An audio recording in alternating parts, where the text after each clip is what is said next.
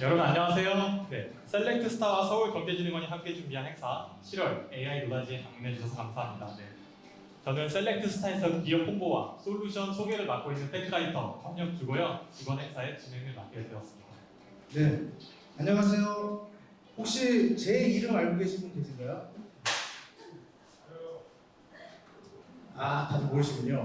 사실 저희가 이제 AI 소식을 들려드리는 유튜브를 촬영을 하면서 저희 이름으로 이제 유튜브 제목을 이렇게 짓고 있는데 유튜브 구독 많이 부탁드리겠습니다. 다들 좀 더 열심히 열심히 해야겠네요. 단순히 셀렉트스타에서 세일즈 디벨롭먼트 맡고 계시는 ST 이찬수님입니다. 네, 이찬수라고 합니다.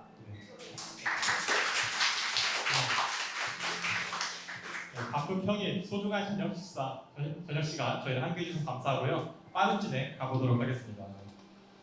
주체 및 주간 후원 소개입니다. 먼저 셀렉트스타, AI를 더 똑똑하게 만드는 학습 데이터를 맞춤형으로 제공해드리는 기업이고요. 지금까지 230개 기업과 협업하며 1억 5천만 건의 데이터를 구축한 이력이 있습니다. 저희 본업도 잘하지만 오늘 진행되는 것 같이 AI 생태계 활성화를 위한 여러 가지 오프라인 행사들 많이 기획하고 있어요. 저희 겨울로 진행되는 AI 노다지 행사가 이제 오늘 모신 행사고요. 이제 1년에 2번, 반년에 1번 진행되는 AI 리더스 포럼이 있습니다. 저번 AI 리더스 포럼은 한국인 최초 뉴리스 조직위원 4분 중에 3분, 카이스트 오혜영 교수님, 카이스트 안성진 교수님, 그리고 네이버 하정우 소장님 모시고 진행할 이력이 있습니다. 그리고 또 원데이로 하루 꽉 채워서 진행하는 오픈데이 컨퍼런스 같은 대형 행사도 하니까요. 저희 뉴스레터나 자주 홈페이지 내에서 소식 확인해 주시면 기회 될 때마다 많이 초대해 드리도록 하겠습니다. 네, 셀렉트스타 소개 여기까지고요. 다음으로 오늘 이 행사를 후원해 주신 장소를 제공해 주신 분들이죠. SK 서울경제진흥원 본부장님께서 축사가 있겠습니다. 감사합니다.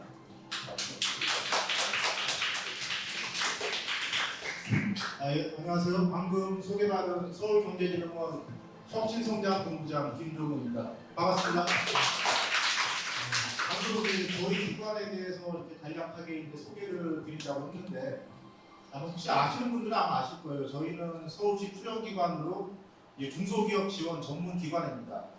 하는 일이 이제 스타트업의 이제 초기 창업 지원부터 또 이제 중소기업이 성장하면서 이에 따른 탄력 개척이라든가 유통 그리고 우수기업을 발굴해서 저희가 이제 투자하는 기능도 있고요. 그리고 아마 여러분들 하이서울 기업이라는 브랜드로 들어보셨을 텐데 우수기업 브랜드 인증부터 또 저희가 해외 기업, 특히 이제 수출 기업의 해외 마케팅까지 기업의 전주기적 그런 지원을 주로 많이 하고 있고요. 제가 맡고 있는 혁신성장본부에서는 이제 중소기업의 R&D 과제 지원을 통해서 기술 개발을 지원해드리고 있는데 아마 여기 오신 분들이 제가 알기로는 이제 AI 쪽에 좀 관심이 많은 분들이 오신 것 같거든요. 저희가 AI 분야도 매년 저희가 기술사업화 지원 사업을 하고 있습니다. 저희가 오늘 특별히 또 저희가 이제 연사 한 분 중에 아이토리의 성노율 대표님 같은 경우가 작년에 저희 AI 기술사업화 R&D 과제를 통해가지고 또 과제를 성공적으로 또 이제 해내신 기업이거든요. 그러니까 저희가 기업들은 이제 다양하게 지원을 하고 있고요. 또 이제 저희 쪽에서 하고 있는 게 이러한 우수한 기업들이 이제 IT, 특히 이제 특허라든가 이제 그런 걸 통해서 기술력에 대해서 이제 침해받지 않게끔 저희는 서울 지식재산센터에서 이제 변리사들하고 또 이제 전문 컨설턴트들이 이제 중소기업 IP 상담도 해주고 지원을 다 해주고 있습니다. 그러니까 혹시 앞으로라도 이제 저희 쪽 사업에 관심 있는 분들은 서울경제진흥원 오셔가지고 지원 사업 같은 거 참여하셔도 좋을 것 같고요. 끝으로 하여튼 저희가 이런 AI 커뮤니티를 같이 하게 돼가지고 저희도 되게 이제 영광이고 오늘 이 자리가 이제 마지막 네트워킹까지 잘 마무리되기를 기원하겠습니다. 네, 감사합니다. 서울경제진흥원, 서울기업 성장과 일자리 창출을 지원하는 주주기관이고요. 저희도 이번 행사 장소나 장비 준비하면서 정말 큰 도움 많이 받았습니다. 감사하다는 말씀 또 따로 드립니다.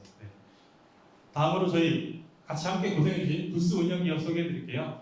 먼저 모두를 위한 AI 포털 리튼, 오늘 또 연사님이 함께 해주신 드디어 해틀리스트 팀장 나서 수고해주시고요. 그 다음에 맨디, 수선의 모든 것을 표방하는 리사이클 플랫폼입니다.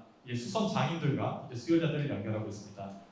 위커밋은 비즈니스 성장을 촉진하는 생성형 AI 기반 솔루션 개발하고 있고요.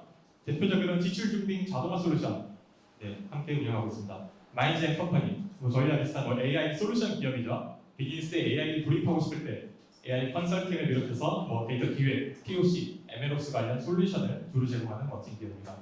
마지막으로 호브텍스, 윤상목 세무사님이 대표 세무사로 가신 세무 그룹이고요. 이들 기업들 부스가 마련되어 있으니까 본 행사 끝나고 편하신 대로 방문하셔서 좋은 이야기 나누시길 바라겠습니다. 다음으로는 본 행사와 연사 소개드립니다. 한수님. 네. 네, 다음 넘겨주시고요. 네, 먼저 연사 소개를 이제 해드리자면 가장 요즘 핫한 기업이죠. 이튼의 이제 캐탈리스트 팀장님이 진대현 광부님입니다. 저희가 왜 광부님이라고 혹시 부르는지 아실까요? 네. 노다지. 저희 행사 이름이 AI 노다지이기 때문에 이제 여기서 많은 걸 쾌가 이런 식으로 해가지고 이제 광부라는 호칭이 있고요. 전 이런 다양한 화려한 이제 경력들을 가지고 계시고, 다음으로는 이제 아이토리의 송노현 대표님, 아까 이제 공장님께서도 잠깐 설명해 주셨죠. 그래서 되게 스타트업이신데 되게 그 좋은 솔루션을 가지고 계셔가지고 이렇게 어렵게 행사로 모시게 되었습니다. 그 다음에 저희 오늘 행사의 타임테이블은 저기 오른쪽 화면과 같고요. 네, 총 10시에 끝나고 이따가 이제 9시 때부터 자유로운 네트워킹 시간이 있으니까 여기 오신 분들끼리 소개도 이렇게 간단히 하시고 그런 자리 있으시면 좋을 것 같습니다. 네.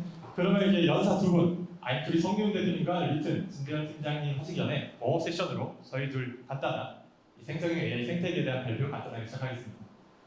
네.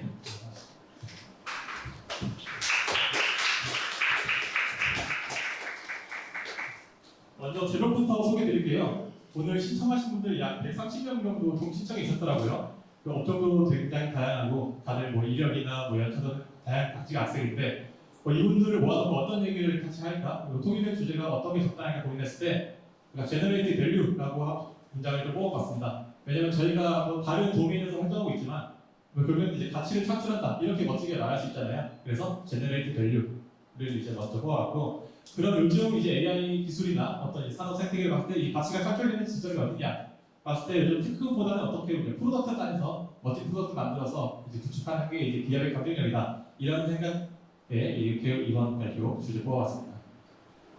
네. 살짝 뒤로 가주시면 안 보시고. 알겠습니다. 이 많이들 보시는 그림이에요. 이제 왜 이제 테크가 아니라 이제 프로덕트에서 이제 가치가 창출하냐? 이제 보시는 바와 같이 이제 오른쪽에 2018년 이렇게 연차가 있죠. 이제 2017년 말에 이제 트랜스포머 모델이 이제 구글에 의해서 공개가 됐었죠. 이제 어텐션 이즈를 올리려는 부분인데 17년 말에 공개가 된 이후로 이제 그것에 기반한 많은 이 생성형 AI, 초거대 AI들이 많이 발전했어요. 트랜스포머 모델이 이제 인코더와 디코더로 이제 두 가지 핵심 구조로 이루어졌는데 그중에 이제 디코더를 활용한 모델 이 쭉쭉 발전하면서 이제 대표적으로 이제 GPT 계열 모델, 오픈AI의 GPT 계열 모델이 있고 이제 위에 보시면 이제 구글의 바드, 메타의 나마, 다 GPT 이 디코더를 활용해서 만든 모델이고요. 이제 인코더를 활용해서 만든 모델로는 대표적으로 구글의 버트가 있겠습니다. 네. 숫자 학습이냐, 양방 학습이냐 이런 차이는 있는데 중요한 것은 어떻게 보면 이렇게 많은 기술들이 오픈 소스로 모델이 공개가 됐고 뿐만 아니라 다양한 파인튜닝 기법이나 아니면 경량한 기법들이 발전하면서 기술적으로 어떻게 보면 모델의 이 추론 역량이나 이제 속도 같은 경우는 많이 평준화가 됐다, 많이 상황 평준화가 올라간다 많이 보고 있어요, 그죠? 네. 그래서 이제 얼마나 도메인 스페시픽하게 전문적인 내용, 이렇게 범용적인 내용 말고 전문적인 과업에 생성형 AI를 적용해서 생산성을 높이냐 그런 것이 보면 테크보다 되게 프로덕트의 영역이라고 할 수 있거든요. 좀 많이 어깨 맞추면 지난주에 방문하신 앤드류 교수님이죠. 이분 말씀도 어떻게 보면 여기에 포함되는 것 같아요. 저희 이제 오른쪽에 있는 분이 셀레스타 김세호 대표고 왼쪽에 이제 황민영 부대표인데 이날 하루 종일 핸드폰을 붙잡고 이제 이 자리를 얘기했는데 보시면 이 자리에서도 AI가 데이터에 대한 얘기를 계속 하셨어요. 보시는 것처럼 저희도 나름 이제 AI 핫스테에 있던 플랫폼이라고 소개해드렸는데 요즘 생성형 AI가 많이 치고 올라가면서 어떻게 정할까 이렇게 고민들이 많이 있었거든요. 우리 김세호 대표 말을 빌리면 저희가 이제 이렇게 라지 모델과 이제 프롬프팅을 중심으로 판단을 바뀌면서 저희가 어떻게 보면 데이터 라벨링이나 이런 핫스테이터 골치 어떻게 보면 지도학습 중심이거든요. 그래서 뭔가 어떻게 보면 이제 AI 씬 자체가 뭔가 좀 많이 옮겨가나? 그래서 우리도 어떻게 뾰족한 이렇게 사업 아이템이 없을까 이런 고민인데 앤드류 교수님께서 하신 말들이 앞으로 AI가 점점 더 전문적인 태스크를 수행하면서 어떻게 보면 이제 범용적인 모델과 어떻게 보면 프롬프팅만으로는 뭔가 경쟁이 없을 것이고 더 뭔가 선별된 데이터로 이제 도메인 스페시픽한 솔루션을 구축하는 게 핵심이 될 거다. 그래서 아직 데이터 라벨링과 지도학습 시장의 가능성을 여전히 강조하고 있어요. 굿 데이터가 굉장히 중요하다고 말씀을 하셨죠.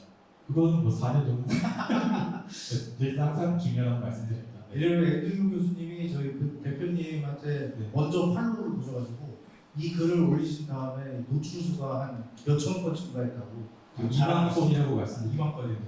덕분에 저도 2촌이 됐습니다. 글쎄 몰랐네. 그래서 이런 얘기를 쭉 풀어나가려고 했는데 오늘 오신 분들 저희가 선택 들어봤을 때 뭔가 다 아는 얘기일 것 같다는 제가 얘기를 살짝 들었어요. 왜냐면 제가 약간 120명 정도 이제 분석을 했을 때 AI, IT 산업 종사자분들이 이미 절반이 넘으시더라고요.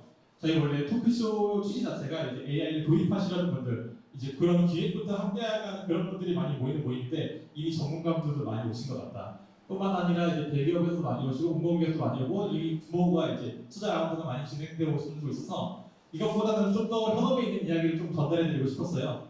왜냐면은 이제 그래서 저희가 가져온 아이템이 이제 뭐 도메인, 문서 기반, 이제 생성형 LML 챗봇 구축입니다. 왜 이런 주제를 들고 왔냐면 저희가 컨설팅도 많이 하는데 이제 큰 기업들이 이런 생성형 AI를 어떻게 적용할 수 있을까 되게 고민을 많이 해요. 근데 먼저 우선적으로는 가볍게 시작할 수 있는 게 바로 챗봇이더라고요. 그 기존에 가지고 게임사 같은 경우는 뭐 기존의 유저 데이터들이 굉장히 많이 쌓여있겠죠. 금융기업 같은 경우는 뭐 고객 거래 데이터나 그래서 기존에 가지고 있는 내부 데이터로 이제 내부 생산성이나 업무 효율화 취지에서 이제 우리 데이터를 기반으로 답변해주는 챗봇을 만들어 보자. 이런 게 어떻게 보면 공통적인 이제 니즈였고 이게 잘 되면 좀 더 전문적인 영역에 이제 생성형 AI를 도입해보자. 이런 식으로 많이 말씀들 하셔서 그 시작 단계인 어떤 특정 문서 기반, 특정 데이터 기반 챗봇은 어떻게 구축하는지 그 아키텍처에 대해서 이제 S팀 찬수님께서 설명해 드리겠습니다. 네. 아까 이제 또 교수님이 잘 말씀해 주셨는데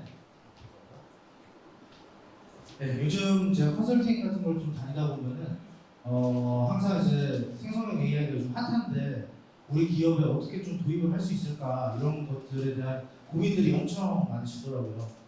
근데 제가 좀 여러 기업들 다니다 보면은 이렇게 세 가지 문제로 좀 좁혀지는 것 같아요. 이게 이제 가장 경영 쪽과 좀 관련이 되어 있죠. 투자 대비의 확실한 성과와 리스크 관리가 가능한가. 뭐 돈도 돈이고 뭐 장비도 장비고 해서 뭐 이런 것들 어떻게 구축할까 되게 고민이 많으신 것 같고 아직까지도 기술적 한계가 있죠. 할루시네이션 많이 들어보셨죠? 네, GPT 같은 거 많이 써보셨으면 들어보셨을 하나라고 생각을 합니다. 그리고 또 이제 되게 유명한 초보대 AI 같은 경우는 다 글로벌하게 다른 서버에 있다 보니까 이제 좀 보수적인 한국 기업에서는 보안 문제 이런 것도 굉장히 중요하게 여기고 있는 것 같습니다. 근데 만약에 저런 문제들을 그냥 다 감안해서 그냥 우리가 선두 주자를 한번 돼보자 라는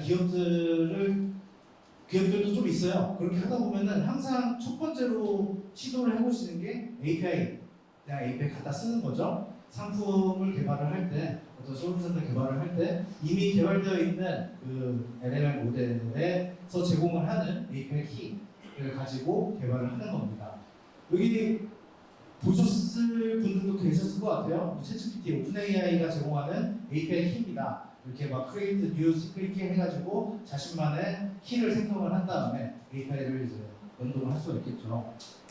근데 이런 API 방식을 사용하면은 되게 많은 단점들이 있어요. 기업들이 사용하기에. 혹시 단점 말씀해 주실 수 있으신가요? 아까 제가 말씀드렸습니다. 베스트 참여상.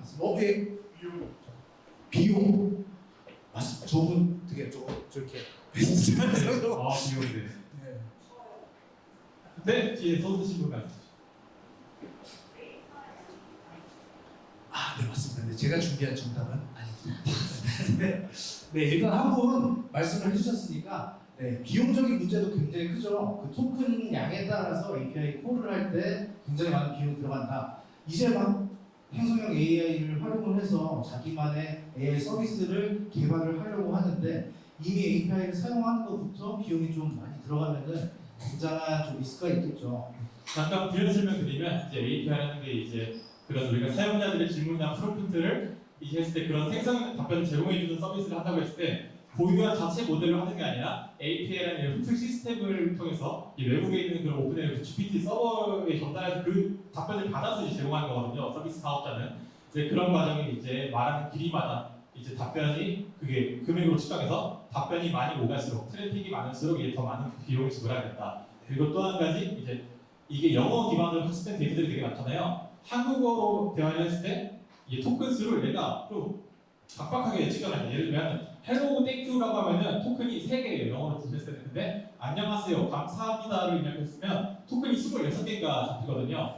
그래서 어떻게 보면 한국 사람들은 이제 똑같은 퀄리티의 응답을 받더라도 API가 이 토큰 수를 몇 배로 높게 선점하니까 약간 불이익이 있는 거죠. 이제 실제로 서비스를 제공하는 기업들은 약간 이런 거를 현장에서 느낄 것 같고 오픈 AI에 방문한 적이 있어요. 저희 기업이 제가 방문은 절대 안 했고 이제 저희 이제 부대표님 오픈 AI 본사를 방문한 적이 있는데 거기서 미팅할 때 이번에 6월에 월드 투어를 했잖아요. 샘 알트만이 월드 투어 할 때 그분들이 이제 다른 나라 비영어권 이제 나라를 돌아다니면서 질문들 저랑 똑같은 질문을 했대요. 이제 API 왜 영어만 이렇게 적고 한국은 왜 이렇게 속을수가 이렇게 각박하냐 했을 때 아 이제 그 문제를 인지하고 있다. 이제 뭐 이 정도까지는 이제 코멘트를 해주시더라고요. 그래서 오픈AI도 이제 다른 글로벌 사업을 하려면 뭔가 이제 빠르게 뭔가 업데이트가 또 글로벌에 올라오지 않을까 이런 생각을 해봅니다. 네. 네. 그 다음에 이제 뭐 돈이 많다라고 했을 때 여기 API를 사용하면은 또 제한되죠. 토큰의 양이 입력된 토큰의 양이 제한이 됩니다. 그래서 그런 제한적인 토큰의 수로는 뭔가 자기가 원하는 특별한 AI 서비스를 만들기 어렵죠, 많이. 네. 그래서 이 지금 보시는 구조가 애저에서 생성형 AI를 활용하여 AI 서비스를 만들 수 있는 가장 기본적인 틀 구조를 제공을 해줬어요. 여기 보시면 당연하게 어떤 어플리케이션 UX가 있을 거고 그거를 이제 커뮤니케이션한 어떤 커뮤니케이션 서버가 있을 거고요. 저기 데이터 소스 부분 보시면 가장 기업들이 데이터를 가지고 있는데 굉장히 다양한 형태로 가지고 있잖아요. 로우하게 분포가 되어 있고 어떤 기업들은 연구원 PC에 그냥 데이터가 저장이 되어 있고 뭐 데이터베이스가 없는 기업들도 있어요. 그래서 이런 소스들에서 어떻게 하면 좀 적절한 데이터를 잘 뽑아낼 수 있을까, 효율적으로 잘 뽑아낼 수 있을까 하는 부분이 서치 엔진이라고 보통 많이 하는데 이런 다양하게 분포된 데이터들 안에서 어떻게 서치를 해서 적절하게 LLM에게 정보를 전달을 할 건가라는 대략적인 구조예요. 그래서 여기서 가장 중요한 거는 이 애저 시스템에서 가장 좀 확실하게 얘기하고 싶은 건 다양하게 이제 분포되어 있는 데이터를 어떻게 해서 획일화를 한 다음에 그거를 조금 더 효율적으로 LLM에게 잘 전달할 수 있는 그런 방법론 그런 것들을 굉장히 중요하게 여기고 있습니다. 그래서 가장 중요하다고 하는 게 데이터 벡터인데요. 네, 랭체인 많이 들어보셨죠? 랭체인에서 제공하는 다양한 패키지들을 통해서 다양하게 분포되어 있는 플레인 텍스트를 가지고 벡터화를 시키는 것도 있고요. 벡터가 된 데이터를 가지고 뭐 점수화를 이렇게 한 다음에 잘 적절하게 데이터를 뽑아내서 LLM에게 전달하는 그 과정에서 물론 프롬프팅도 들어갑니다. 네. 여기 보시면 프롬프트화를 시키는 그냥 코드예요. 개발자분들이 아니신 분들은 모르실 수도 있겠지만 되게 간단하게 잘 뽑아낼 수 있습니다. 여기서 제가 전달드리고 싶은 건 데이터를 적절하게 잘 뽑아만 낸다면 LLM에게 들어가는 어떤 프롬프트화 시키는 과정은 굉장히 쉬워질 거다. 그래서 결국엔 산재되어 있는 데이터를 어떤 획일화하는 게 중요하고 거기서 애저에서 가장 강조하는 것은 DB의 벡터화라고 말씀을 드릴 수 있을 것 같습니다. 저희가 이제 준비한 웜업 세션은 딱 이 정도까지고요. 이렇게 더 딥한 얘기는 다음 연사분 또 소개를 해주실 거죠. 워크 세션은 잠깐 아까 그 아키텍처 홈페이지로 한번 돌려볼까요? 하시고 싶은 말씀? 하시고 싶은 말씀보다 이제 살짝 이제 풀어서 이 스택을 다음 장소 보면 이제 요거 보시면 될 것 같아요. 벡터들이 아까 처음에 주제가 이 자체 정보, 이 PDF 텍스트를 기반으로 어떻게 챗봇이 되냐 이제 요거를 전달하고 싶은 건데 예를 들면 그거죠. 이제 프롬프트 엔지니어링 이렇게 많이들 이미 다 알고 있지만 대표적으로 하면 여러 가지 것들이 있지만 뭐 퓨션 러닝 이런 식으로 하잖아요. 원샷 러닝, 퓨션 러닝, 제로샷 러닝 그런 건데 기본적으로 예시를 들어주는 겁니다. 내가 만약에 뭐 번역기를 만들고 싶어서 기쁨이 뭐야 이런 식으로 하고 싶으면 슬픔은 뭐 새드고 뭐 행복은 해피니까 기쁨은 했을 때 얘가 뭔지 최저까지 안 해서 주의라고 말하겠죠. 이런 식으로 뭔가 사전에 약간 이 내가 왜 이 질문한 약간 구구절절한 배경을 약간 인정해줘야 얘가 답변을 잘하거든요. 이제 그런 것들 약간 인 컨텍스트 러닝이라 그러는데 그런 것들이 뭔가 한계가 있어요. 왜냐하면 아까 말한 대로 토큰 수, 글자 수가 제한이 있어가지고 그런 토큰 수 제한 때문에 인 컨텍스트 러닝이 한계가 있다. 그래서 이 별도의 데이터베이스를 만들어서 그런 이제 우리가 가진 자료들을 DB형해 놓고 질문이 올 때마다 유사한 벡터를 찾아서 매칭을 해주고 그 다음에 그 찾은 문서에 기반해서 답변해준다. 이런 다이어그램이 되겠습니다. 비용적으로도 효율적이고 성능면으로도 됐을 때 굉장히 효율적인 그런 방법론이라고 말씀드릴 수 있을 것 같습니다.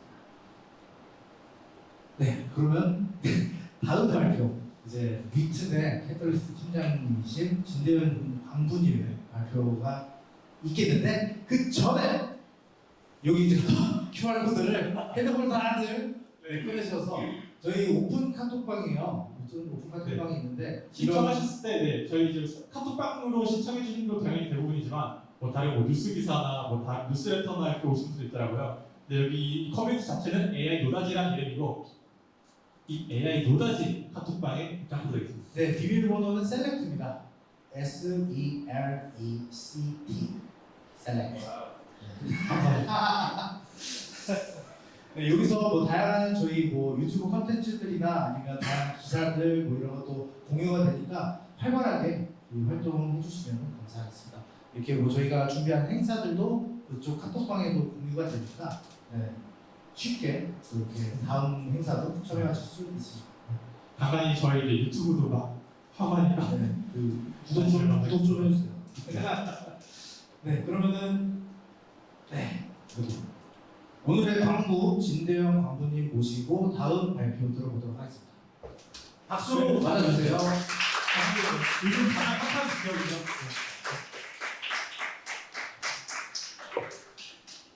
네, 방금 소개받은 위튼 테크놀로지스의 진대현입니다. 반갑습니다.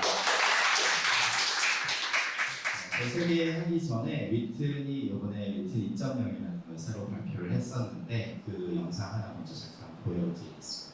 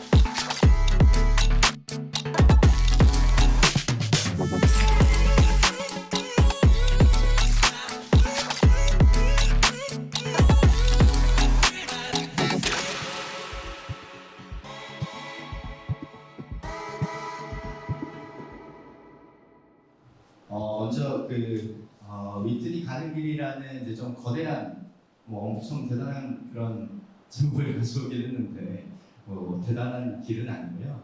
AI가 생성형 AI가 가는 길에서 저희도 많은 이제 아이디어들을 가지고 어떻게 하면 우리가 이 생성형 AI 시장에서 살아남을 수 있을까에 대한 고민을 많이 했고요. 그 고민의 결과가 사실 5월 말에 있었던 저희가 제너러티브 AI 아시아라는 행사에서 이제 많은 분들한테 한번 소개를 드렸는데 오늘은 그 얘기를 한번 좀 더 요약해서 설명해 드리려고 합니다.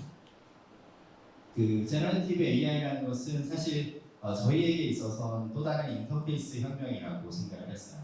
뭐 기존의 뭐 PC, 인터넷, 모바일, 뭐 제너러티브 AI까지 굉장히 다양한 것들이 왔었는데요. 여러분들도 알다시피 기존의 인터넷 시장은 검색이라는 검색 포털로 시작을 했고 또 이제 채팅이라는 그 메신저를 통한 그 모바일 프론트엔드 시장이 만들어졌고요.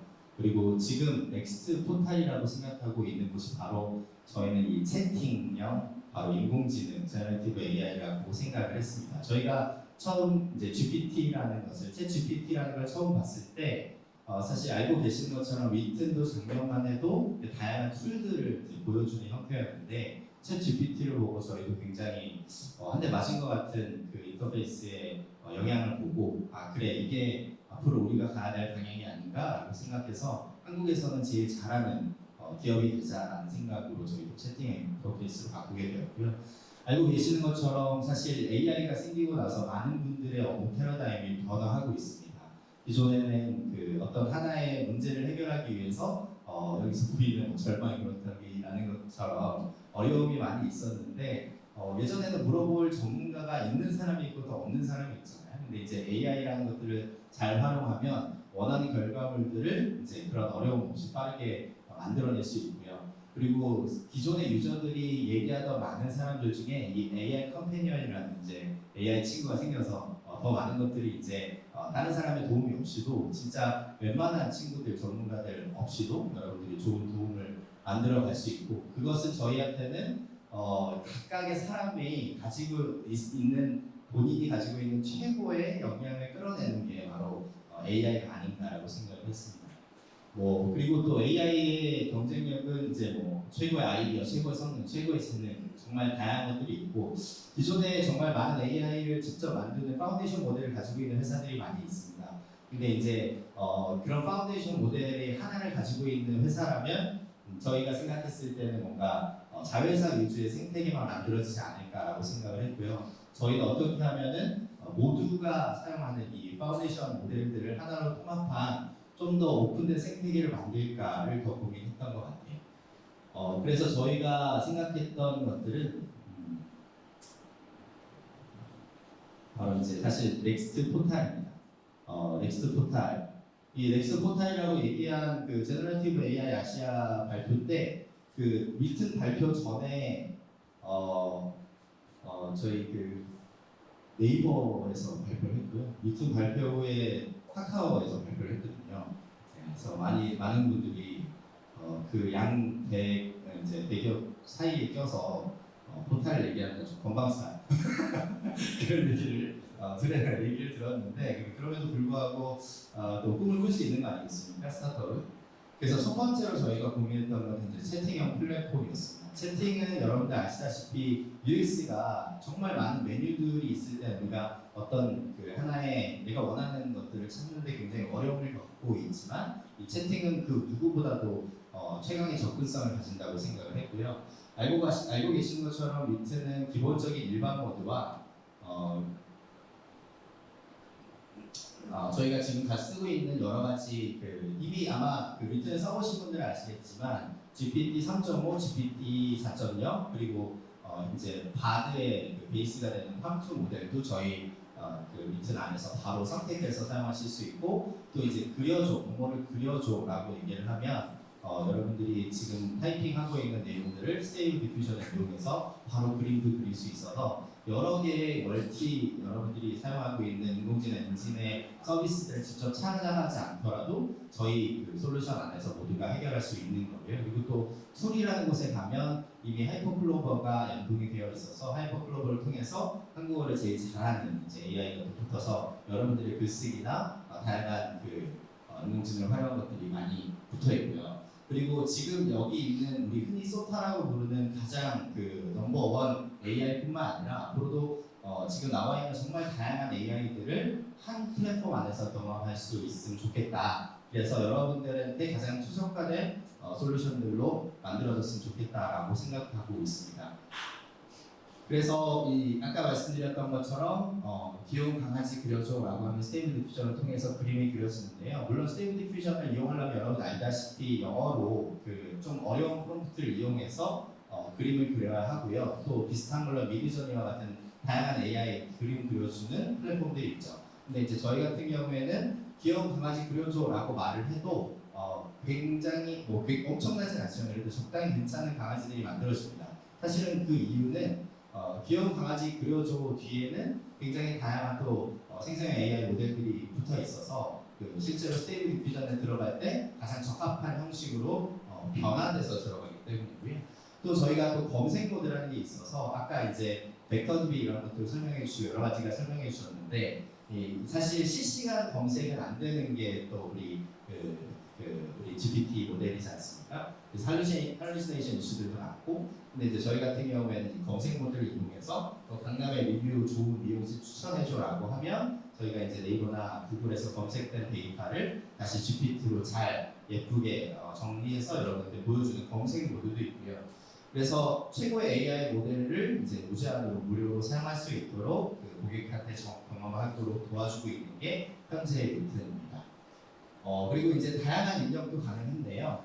PDF 문서 같은 것들을 이제 업로드해서 이 PDF 문서와 서로 대화할 수 있는 문서 업로드 기능도 있고요.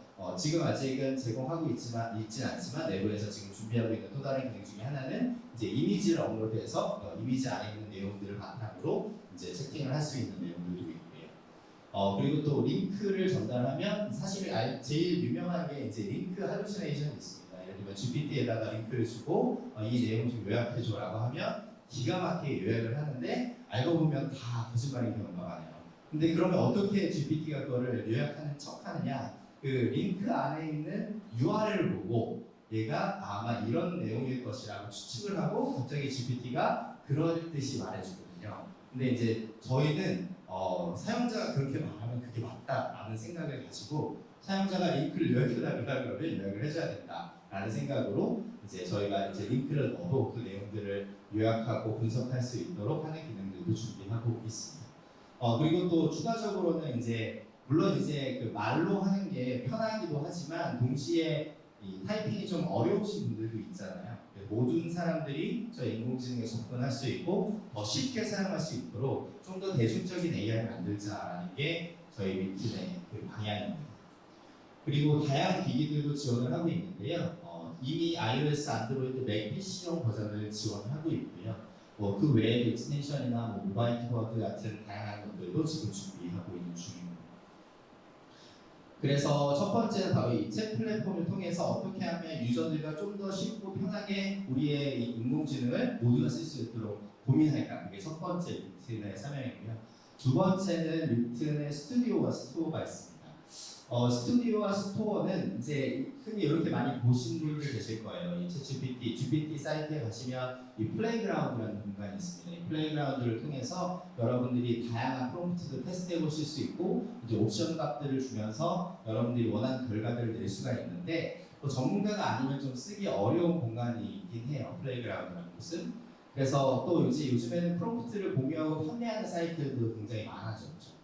근데 이거를 어떻게 하면 좀 더 쉽게 쓸 수 있을까 고민해서 저희가 사실 예전부터 저쪽에서 만들고 있던 서비스가 바로 툴이라는 거였는데요. 툴을 이용하면 내가 이 프롬프트를 전혀 몰라도 블로그를 포스팅하고 싶다 그러면 포스팅 주제나 카테고리만 선택하면 자동으로 적당한 글들이 만들어지는 툴들도 있는데 저희가 이거를 하다 보니까 50개 이상의 툴을 저희가 이미 만들긴 만들었는데 이 툴을 잘 만들기 위해서 저희 내부적으로 위튼의 툴 빌더라는 걸 만들었어요. 그래서 위튼이 툴을 만들고 사용자한테 배포할 수 있는 이 프롬프트 플레이그라운드를 저희만의 플레이그라운드를 만들었었던 거죠. 근데 이 플레이그라운드가 우리만 쓸 게 아니라 우리 유저들도 같이 쓰면 어떨까라고 생각을 해서 저희는 이제 이 툴 빌더가 모든 유저들이 사용할 수 있도록 이 스튜디오라는 걸 만든 거죠. 그래서 스튜디오 안에서는 이 툴 또는 챗봇을 직접 만드실 수가 있고요. 이 각각의 툴이나 챗봇에 어울리는 GPT 3.5나 4.0을 선택을 해서 내가 원하는 툴들을 만들 수 있습니다. 그래서 이미 굉장히 많은 툴들이 올라와 있어요. 여러분들도 지금 위튼 스튜디오 스토어에 가시면 내가 자주 쓰는 나만의 챗봇, 나만의 툴들을 직접 만드실 수가 있고요. 그래서 제작자들은 나만의 툴로 커스텀을 할 수 있고 또 사용자들은 내가 프롬프트 같은 거 몰라도 간편하게 사용할 수 있는 유용함을 모두가 갖추게 되는 거죠. 이미 5월 19일 날 출시가 돼서 저희가 굉장히 다양한 저희 위튼의 프론티어라고 부르시는 분들이 저희의 툴을 활용해서 이미 많은 툴들이 올라와 있고요. 저희가 또 프롬프터, 제가 하고 있는 아까 캐털리스트 팀이라고 말씀해 주셨잖아요. 이 캐털리스트라는 이름은 누가 만들었냐? 위튼이 만들었습니다. 제가 원래 이제 커뮤니티라는 이름이 싫었어요. 왜냐면 커뮤니티를 통해서 유저들과 소통하는 걸 넘어서 어떻게 하면 우리 사용자들이 더 이제 커뮤니티 이상의 자기만의 크리에이터 능력을 발휘할 수 있으니까 우리 팀은 이런 얘기를 할 건데 우리 팀 이름을 뭘로 했으면 좋겠어? 라고 윌슨한테 물어봤더니 윌슨이 그러면 크리에이티브 캐털리스트라는 팀 이름이 어떠냐? 크리에이티브 캐털리스트 좀 기니까 캐털리스트 즉 촉매, 사용자 촉매 팀이라고 우리를 부르자. 그래서 사용자들이 훨씬 더 우리 제품을 잘 쓸 수 있도록 도와주는 가교 역할을 하자고 해서 저희 팀이 캐털리스트가 됐는데 캐털리스트 팀에서 제일 많이 하는 게 프롬프터입니다. 프롬프터는 여러분들 잘 알고 계시는 해커톤하고 프롬프트를 합친 단어예요. 그래서 프롬프트를 예전에는 이제 개발자분들이 혹은 디자이너분들이 혹은 기획자분들이 나름대로 자기가 가지고 있는 전문성을 발휘해서 나만의 툴을 뭐 1박 2일이나 하루 동안 만드는 거라면 이제는 프롬프트, 이제 텍스트만 잘 입력할 수만 있어도 충분히 나만의 툴을 아까 보셨던 스튜디오를 이용해서 만들 수 있게 하는 행사인 거죠. 그래서 이미 뭐 도쿄에서도 했고 서울에서도 했고 정말 많은 회사에서 시작을 했는데 저희 얼리 프론티어 중에는 이런 툴을 만드셨어요. 파일마이스터라고 해서 자기 회사의 상품명과 브랜드 이미지만 넣으면 우리 회사는 어떤 그 광고 모델을 쓰는 게 좋겠다라는 걸 만들어주는 그런 툴도 만들었고요.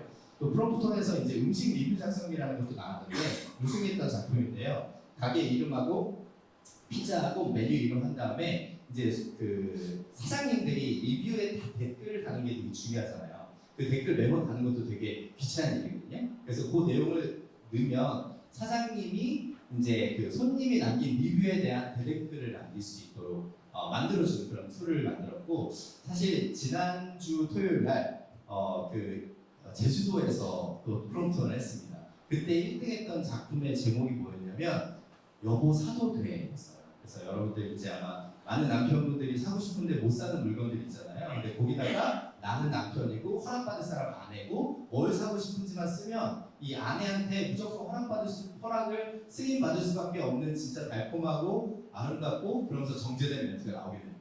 그래서 그걸 실제로 보내서 많은 분들이 사고 싶은 걸 샀다는 제 후기들도 올라오고 있는데요. 이런 것들을 통해서 일본에서 했던 사례들도 있고요. 이런 것들을 통해서 저희가 지금 굉장히 많은 회사들과 또 학교들과 계속 프로젝트들을 진행하면서 제가 많은 유저들을 만나면서 느낀 건 뭐냐면 이 프롬프트 말을 하고 그냥 이공지한테 대화를 통해서 문제를 해결하는 게 쉽다고 생각하지만 생각보다 오해가 많다. 생각보다 이 인공지능에 대한 잘못된 인식들이 많다는 걸 깨닫고 그런 것들을 어떻게 하면 더 쉽고 즐겁고 또 본인한테 유용하게 쓸 수 있는지 많이 고민을 하고 있습니다. 그럴 때 제일 중요한 게 바로 이제 프롬프트 엔지니어링이라고 하는 거죠. 저희 회사에서는 이제 그 첫 번째 프롬프트 엔지니어로 강수진 박사님을 이제 저희가 뽑게 되었는데요. 강수진 박사님은 되게 특이한 이력을 가지고 계세요. 이제 흔히 말하는 어떻게 보면 한동안 이 IT 업계로 보면서 정말 이 엔지니어의 세상에 왔죠. 엔지니어들은 이제 1억 이상의 연봉을 받을 수 있는 그런 세상이 되었는데 저희가 모집 공고를 뭐라고 했냐면 문이과 그분은 없고 전공 무관, 학력 무관, 프롬프트 엔지니어를 최소 연봉 1억 이상으로 뽑습니다. 이렇게 저희가 공고를 냈거든요. 그래서 정말 많은 문과 분들이 지원했고 최종적으로 뽑혔던 아까 강수진 박사님도 사실 언어학자입니다. 그래서 언어학자로서 본인이 말하는 프롬프트에 대해서 많은 얘기들을 저희한테 해주고 계시는데요. 마치 아바타처럼 인공지능과 사람을 연결하는 게 프롬프트다. 사실 프롬프트라는 거를 프롬프트 엔지니어 말고도 다양한 용도로 많이 쓰고 있어요. 프롬프트 디자인, 텍스트 쉐이핑 여러 가지 얘기들을 하고 있는데 이제 강수진 박사가 얘기하는 이 프롬프트 엔지니어는 인문학과 이 테크놀로지가 합쳐진 거라고 생각한다라고 말씀하시더라고요. 그래서 조금 더 프롬프트에 대해서 어떻게 저희가 활용하고 있는지를 말씀드리면 첫 번째는 이제 사용자가 실제로 겪고 있는 어려운 문제. 저희가 프롬프트를 할 때 되게 재밌었던 게 뭐냐면 각자 툴이나 챗봇을 만들려고 그럴 때 먼저 자기가 뭐가 필요한지를 다 알고 있는 거예요. 나는 맨날 회사에서 이거 보고서 쓰는 게 귀찮아. 나는 맨날 리뷰 댓글 다는 게 귀찮아. 그러니까 자기만이 가지고 있는 어려움과 문제들을 가지고 있고 이 문제를 어떻게 해결해야 될지에 대한 부분은 엔지니어링 부분과 인문학적인 부분들이 다 같이 섞여 있는 부분이고요. 그리고 실제로 프롬프트를 작성을 할 때는 제가 이 언어학자가 뭐가 다를까라고 생각을 했는데 이 언어학자한테 제가 이런 얘기를 많이 듣습니다. 대현님은 이런 말투를 쓰는 거 보니 약간 어떤 성향의 사람이군요.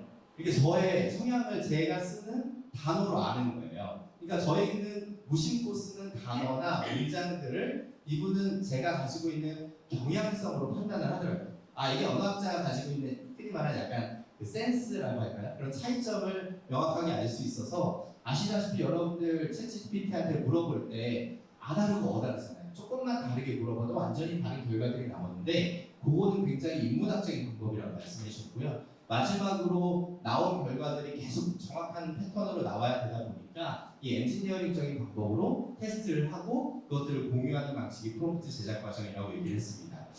근데 실제로 저희 유저들이 사용하는 패턴을 봤더니 지금 보시는 것처럼 뭐 러브 신제품 출시를 스토리텔링 3개 말해봐 하면 답이 나오고 또 하면 답이 나오고 한 번 물어보고 끝나는 이 싱글 턴으로 끝나는 경우가 너무 많은 거예요.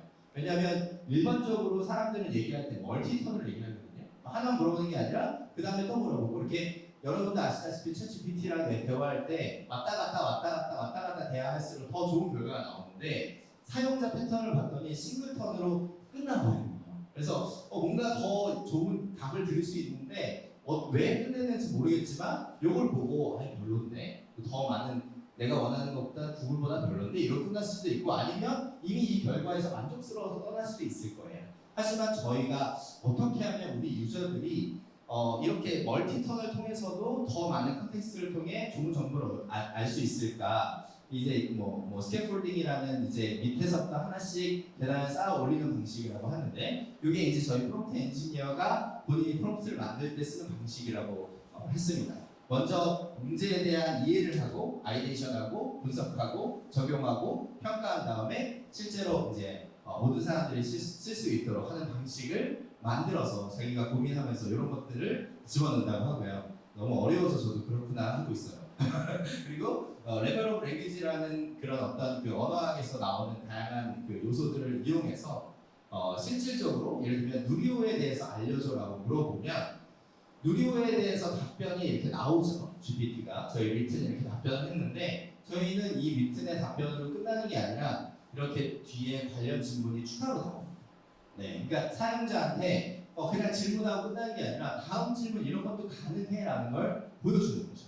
그러면 여러분들도 아시다시피 이 안에는 하나의 GPT 그 질문으로 끝나는 게 아니라 프롬프트로 끝나는 게 아니라 추가적으로 프롬프트가 들어가서 이런 질문 세트가 나올 수 있도록 만들어줘야 되는 거고 실제 저희가 내부에서 사용하고 있는 저 3개의 질문을 만들어주는 프롬프트가 이렇게 생겼습니다. 그래서 당신의 디벨로퍼고 유저 인텐션을 가지고 다음 질문을 만들어줘야 된다. 그리고 그 퀘션들은 어떤 포맷을 가지고 있고 어떤 아웃풋을 가지고 있다는 이런 룰을 만들어서 추가적인 저희가 그 프롬프트를 냈더니 매번마다 그 답변뿐만 아니라 플러스 알파로 그런 3가지의 추가 질문들이 나오고 이 3가지의 추가 질문을 통해서 저희는 사용자가 선택을 통해서만 바로 다음 질문을 할 수 있는 그 유저 그 행동들을 만들어낼 수 있었던 거죠. 그래서 사용자가 원하는 결과물들을 정확하게 출력하는 직업이 결국에는 프롬프트 엔지니어다라고 얘기를 해주셨어요. 그래서 이제 프롬프트 엔지니어는 결국에는 사용자들이 좀 더 그 편하고 쉽게 쓸 수 있도록 도와주고 동행하고 결국에는 그 내용들을 계속 공유해 가면서 모두가 프롬프트 엔지니어 수준까지는 아니더라도 자기가 인공지능과 더 잘 소통할 수 있도록 도와주는 역할이라고 말씀해 주셨습니다. 그리고 이제 그 위트는 플러그인이라는 서비스가 있는데요. 플러그인이라는 세상은 이제 세상과 연결이라고 저희는 표현했어요. 이 세상과 연결이라는 건 뭐냐면 GPT는 2021년 이전까지의 정보들만 가지고 있거든요. 물론 다음에 GPT 4.5, 5.0 이런 게 나올수록 더 많은 데이터들이 들어가겠지만 여전히 오늘 날씨, 오늘의 삼성전자 주식 정보는 전혀 모르는 게 우리 GPT입니다. 닫혀있는 세상이 있죠. 이미 알고 있는 정보까지만 알고 있는. 그리고 또 그 안에 있는 내용들이 이제 그 GPT의 성격상 지금 내가 질문한 질문에 대해 가장 그 말이 되는 다음 질문을 만들어주는 게 목표다 보니까 할루시네이션 이슈도 많이 일어나죠. 그런데 이제 저희는 열린 세상, 어떻게 보면 아까 처음에 말씀해 주셨던 벡터DB랑 연관이 되는 건데요. 그래서 정말 다양한 것들을 저희가 외부에 있는 데이터를 끌고 와서 함께 이제 보여줄 수 있는 걸 얘기합니다. 그리고 잠깐 몇 가지를 보여드리면 50대 어머니의 생일 선물을 가격대별로 정리해서 뭐 보여줘라고 하면 저희가 요거를 G마켓에다가 던져서 G마켓에서 그거에 대한 적절한 정보들을 가져오는 방식이 될 수 있을 거고요. 그리고 또 추가로 여러 가지 이런 다양한 질문들이 있을 거예요. 부동산, 뭐 이커머스, 건강, 모빌리티 이런 질문들을 통해서 저희가 다양한 카테고리들을 이제 모았습니다. 5개뿐만 아니라 정말 다양한 카테고리에서 저희가 주요 그 파트너들과 함께 제휴를 맺어서 그 파트너들에 있는 내용들을 외부에 있는 데이터와 연결해서 가져올 수 있는 플러그인을 개발하고 있고요. 그리고 또 메일, 그리고 검색, 일자 관리, 뉴스와 같은 서비스들도 저희가 자체적으로 플러그인을 달아서 더 많은 정보들을 가져올 수 있도록 저희가 준비하고 있습니다. 네, 뭐 물론 이제 더 많은 저희만의 서비스들을 더 추가할 예정이고요. 그래서 결국에는 사용자가 입력한 내용을 분석하고 제휴 서비스를 호출해서 답변을 생성하는 건데, 사실 이 안에는 저희가 가지고 있는 이 모델 오브 모델스라는 핵심적인 기술이 있어요. 이 모델 오브 모델스라는 건 뭐냐면 말 그대로 겉으로 봤을 때 그냥 GPT 그냥 API 붙인 거 아니야? 그냥 하나의 그냥 그 솔루션을 API 갖다가 붙인 거 아니야? 라고 보이는 이 위튼 서비스의 뒤에는 그 뒤에 여러 가지 모델들이 같이 돌아가는 모델 오브 모델스의 형태로 만들어져 있다는 거죠. 뭐 예를 들면 저희는 이 플러그인 아까 외부 제휴사랑 얘기하는 플러그인이라던가 뭐 여러 가지 LLM, AI, 그다음 심지어 디바이스 요즘에는 뭐 거실에 있는 불 좀 꺼줘 이렇게 지금 이런 질문을 통해서 디바이스들하고도 연동할 수 있죠. 저희는 이 각각의 이 것들을 우리가 스킬이라고 부르고요. 이 스킬을 사용자는 우리는 알다시피 질문을 할 때 이게 뭐 어떤 스킬을 호출해야 될지를 물론 이제 물어보고 답변을 하면 제일 좋겠지만 물어보지 않고 물어볼 때도 많거든요. 뭔지 얘기 안 하고 나 지금 집에 불 좀 꺼줘. 그러면 집에 불 좀 꺼달라는 게 검색을 해서 가져와야 되는 건지 아니면 집에 불 꺼달라는 게 이게 뭔가 이게 정보를 GPT에서 가져오라는 건지 아니면 실제로 우리 집에 있는 불을 꺼달라는 건지 이게 가스불인지 여러 가지 뭔지 모르겠는데 이것들을 사람들은 자동으로 이해하는데 인공지능은 어떻게 이해하냐? 바로 그 앞에 저희는 플래너라는 아이가 하나 더 있습니다.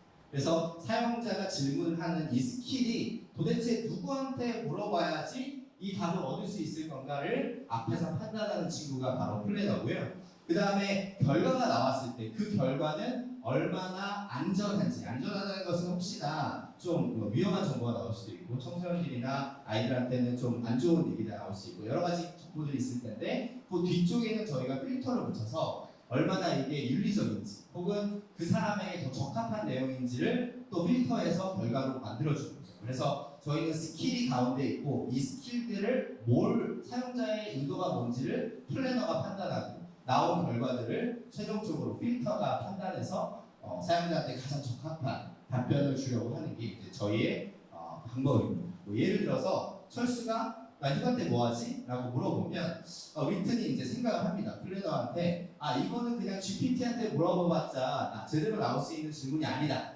그러면 우리가 목표는 철수의 휴가 일정을 추천하는 정보 수집이면 캘린더랑 그 다음에 기존의 위튼한테 질문했던 이 사람의 사용자 데이터를 활용해보자 라고 그래서 내부적인 데이터를 검색을 하고 이 사람의 휴가가 2023년 6월 5일이라는 걸 판단을 하고요. 이 사람의 기존의 그 여러 가지 질문들을 통해서 서핑과 피자, 서울 버스 이런 것들에 대한 해시태그들을 가져옵니다. 그래서 이 플래너는 그러면 내가 이 스킬 3개를 선택해야겠다. 그리고 이 스킬 3개에서 여행지와 여행지 피자 맛집이랑 교통편 같은 것들을 검색을 해서 우리 철수한테 얘기해주면 좋겠다. 그리고 그렇게 나온 결과를 마지막 필터를 통해서 가장 적합한 답변들을 뽑아서 이 내용을 실제 사용자는 뒤에 돌아가는 모델스는 전혀 이해하지 못해도 이런 거를 이제 하면 됩니다라고 채팅의 형태로 보여줘서 철수는 나는 이렇게 하면 되는 거다를 훨씬 더 쉽게 알 수 있도록 도와주는 게 이제 저희의 방법이죠. 그런데 이제 제일 중요한 거는 정확성과 그 레이턴시, 이제 속도입니다. 속도가 빠르고 정확하게 나와야지만 이 서비스가 OK가 되는 거거든요. 지금 시간이 없으니까 빠르게 자르면 그래서 저희가 지금 가지고 있는 가장 좋은 점은 사용자가 질문을 하고 답변을 받을 때 이제 그 질문의 답변에 대한 좋아요를 누르거나 이렇게 평가를 할 수 있잖아요. 수많은 사용자 답변을 통해서 저희는 어떤 부분에 그 사람들이 좋아함이 있고 제대로 된 결과를 가지고 있는지에 대한 사용자 데이터가 있고 저희는 플랜 인텐트 이제 매치 세트를 통해서 이런 것들을 훨씬 더 빠르게 결과를 받을 수 있도록 분석되어 있다는 게 저희의 특징입니다. 네, 마무리를 하면 그래서 이제 저희가 실제로 하려고 하는 것은 이제 누구나 쉽게 인공지능을 잘 몰라도 인공지능이 가지고 있는 최고의 에너지를 끌어내서 누구나 진짜 나만의 그 컴패니언이 있는 AI 컴패니언이 있는 세상을 만들자라고 해서 모두를 위한 AI 뮤튼으로 사람들에게 소개하고 발전해 가려고 노력하고 있습니다. 이상입니다. 고맙습니다.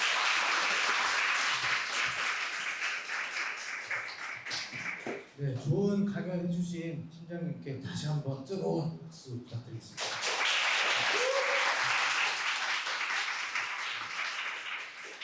감사합니다. 네, 그 알기로 그 비슷한 내용을 주는데 그 젠 아시아 그 현장 티켓값이 15만 원, 16만 원이었거든요. 그래서 오늘 오신 분들 이제 다 그 가격에 당연히 공짜로 들으셨어요. 15만 원 버신 겁니다. Q&A 세션이 있죠? 네. 이제 사전 질문 이제 하신 분들도 계셨을 거예요. 그래서 이제 사전 질문을 저희가 좀 뽑아봤고 이제 팀장님과 이제 아이토리 대표님 모셔서 사전 질문에 대해서 한 두세 개 정도만 간단하게 하고 넘어가는 시간 가지도록 하겠습니다. 그 패널 토크 시간에는 이제 2부 연사님, 아이토리 송영희 대표님 함께 참여해드리도록 하겠습니다. 두 분 앞으로 나오시겠어요? 박수 부탁드립니다.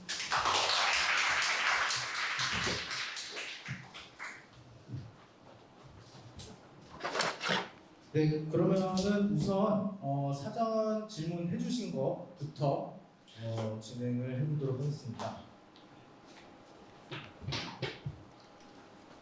리튼 서비스 개발 시 펑션 콜링 활용 예시 공유 부탁드리라는 사전이 있었고요.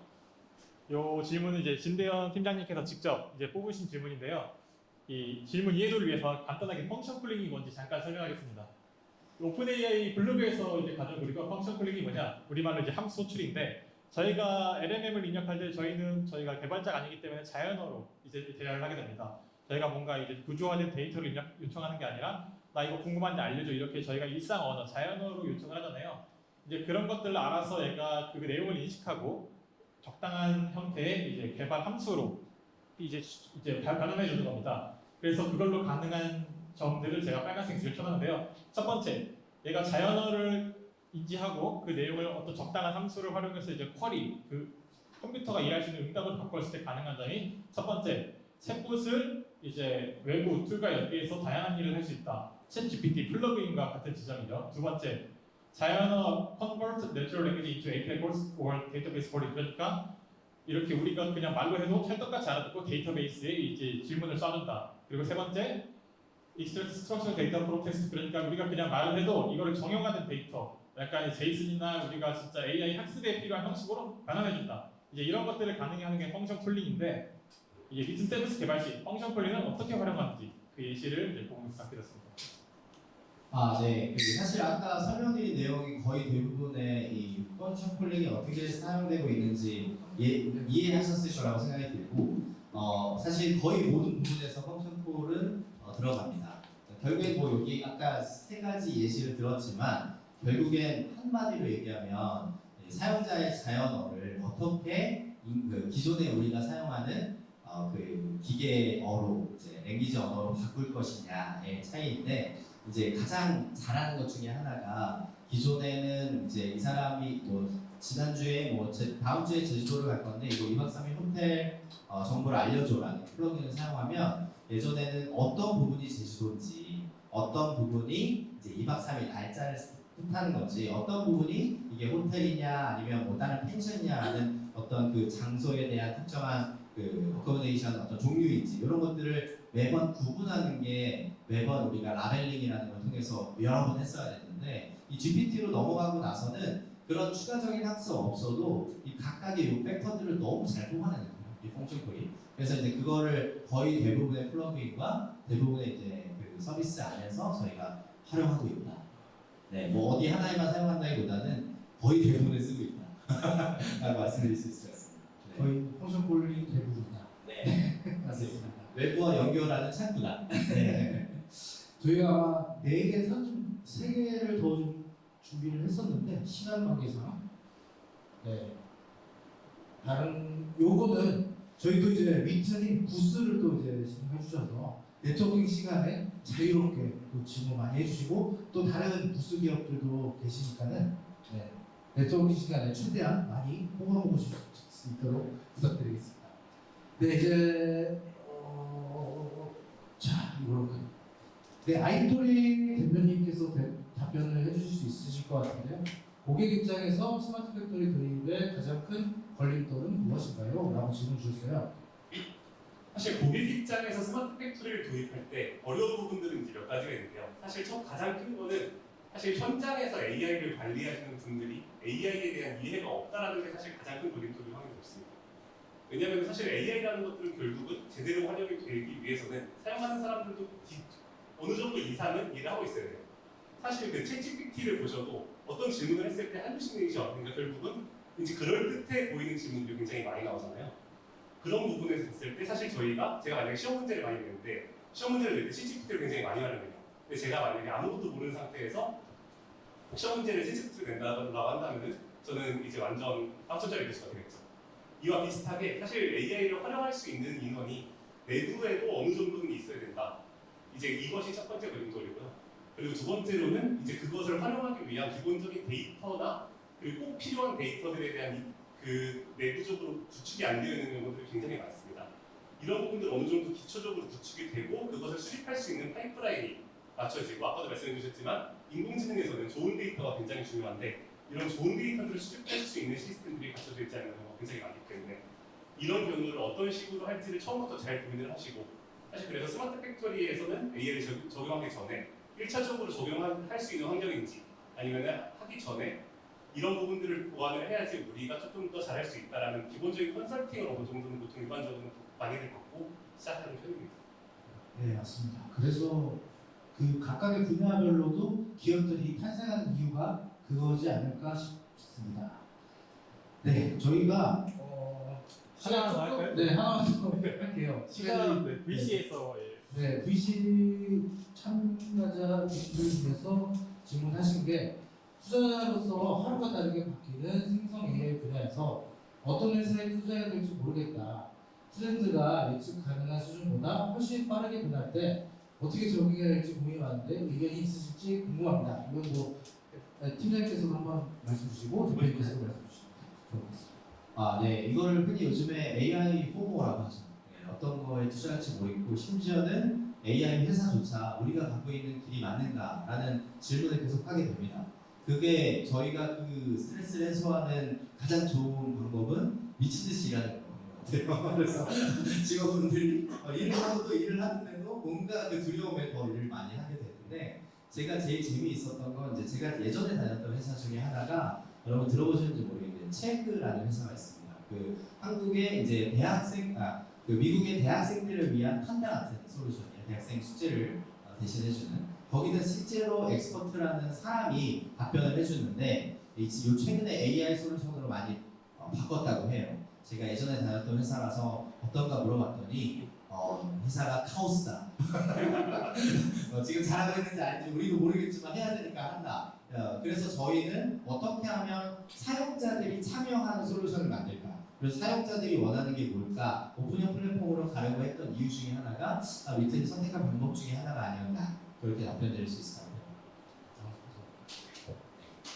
네, 방금 이제 되게 좋은 답변 해주셨는데 저도 거기다가 조금만 첨언을 하자면은 사실 투자자의 입장에서 볼 때는 사실 결국은 딱 하나죠. 돈을 벌 수 있냐? 아니면 잠재적으로 이 회사가 쿠팡처럼 계속 적자를 내더라도 계속 꾸준히 성장할 수 있냐? 사실 보통 이 딱 두 가지를 보게 됩니다. 근데 이제 투자자 입장에서 봤을 때는 사실 오히려 저희 엔지니어 입장에서 봤을 때는 사실 그 더 이상 저희가 새로운 모델을 만들어서 무언가를 하겠다라는 것들은 이제 거의 불가능할 정도 수준으로 이미 너무 높은 수준의 LLM이 와 있어요. 이제 그것을 잘 활용하고 아니면은 그것을 하기 위해서 굉장히 많은 투자가 들어가든가 아니면 이것을 잘 활용하거나 보통 이 두 가지로 일반적으로 선택이 많이 되고 있습니다. 근데 이런 시장에서 잘 살아남기 위해서는 사실 이것을 어떤 식으로 활용해서 어떤 서비스를 유치할 것인가 그리고 그게 고객들에게 얼마나 큰 접근성을 가지고 있느냐 사실 이것이 사실 소비자들에게 가장 많이 다가갈 수 있는 부분이라고 생각을 하고 이제 그것을 통해서 결국 비즈니스에 대한 밸류를 승천을 해야겠죠. 사실 더 이상 예전처럼 인공지능을 성능은 99%니 99.5%니 이상 이런 시절이 아니라 인공지능을 활용하는 비즈니스 모델 그것에 대해서 결국은 다시 원점으로 돌아가서 평가를 할 시점이 아닌가라고 저는 항상 생각하고 있습니다. 네, 좋은 말씀 감사드립니다. 네, 그럼 저희가 이제 조금 쉬는 시간을 가지고 한 30분쯤에 지금 14분이거든요. 8시 30분쯤에 서영근 대표님 발표로 2부로 찾아뵙도록 하겠습니다. 패널 토크 해주신 분들, 참석해 주신 분들께 박수 한번 부탁드립니다. 이것을 나가면서 이쪽으로 가겠습니다. 네, 그러면은 2부 시작은 다음 광부님이죠. 다음으로 넘겨주시겠어요? 네, 다음 광부님 이제 성노윤 광부님 모시고 발표 들어보도록 하겠습니다. 큰 박수로 맞아주시기 그 당시 공부하기 전에 그 대표님이 자기 자랑을 직접 하시기 좀 그럴 것 같아서 이 대표님 이제 양력을 읽으시면 이제 요즘 이제 대학교 두 군데도 이제 많이 출강을 하실 거예요, 올해만 해도. 그리고 전 삼성그룹과 이제 금융 쪽에 뭐 그러면서 데이터 사이언티스트로 활발하게 활동을 하신 이력이 있습니다. 그리고 또 학부는 카이스트 나오셨는데 저희 또 이제 카이스트 동문 기업이라고 볼 수 있겠죠. 이제 물론 저 카이스트가 아니지만 그래서 훌륭하신 그 아임 팩토리의 성노윤 대표님 모시고 스마트 팩토리 솔루션에 대한 발표 들어보도록 하겠습니다. 감사합니다. 안녕하세요. 아이엠 대표 송노윤입니다.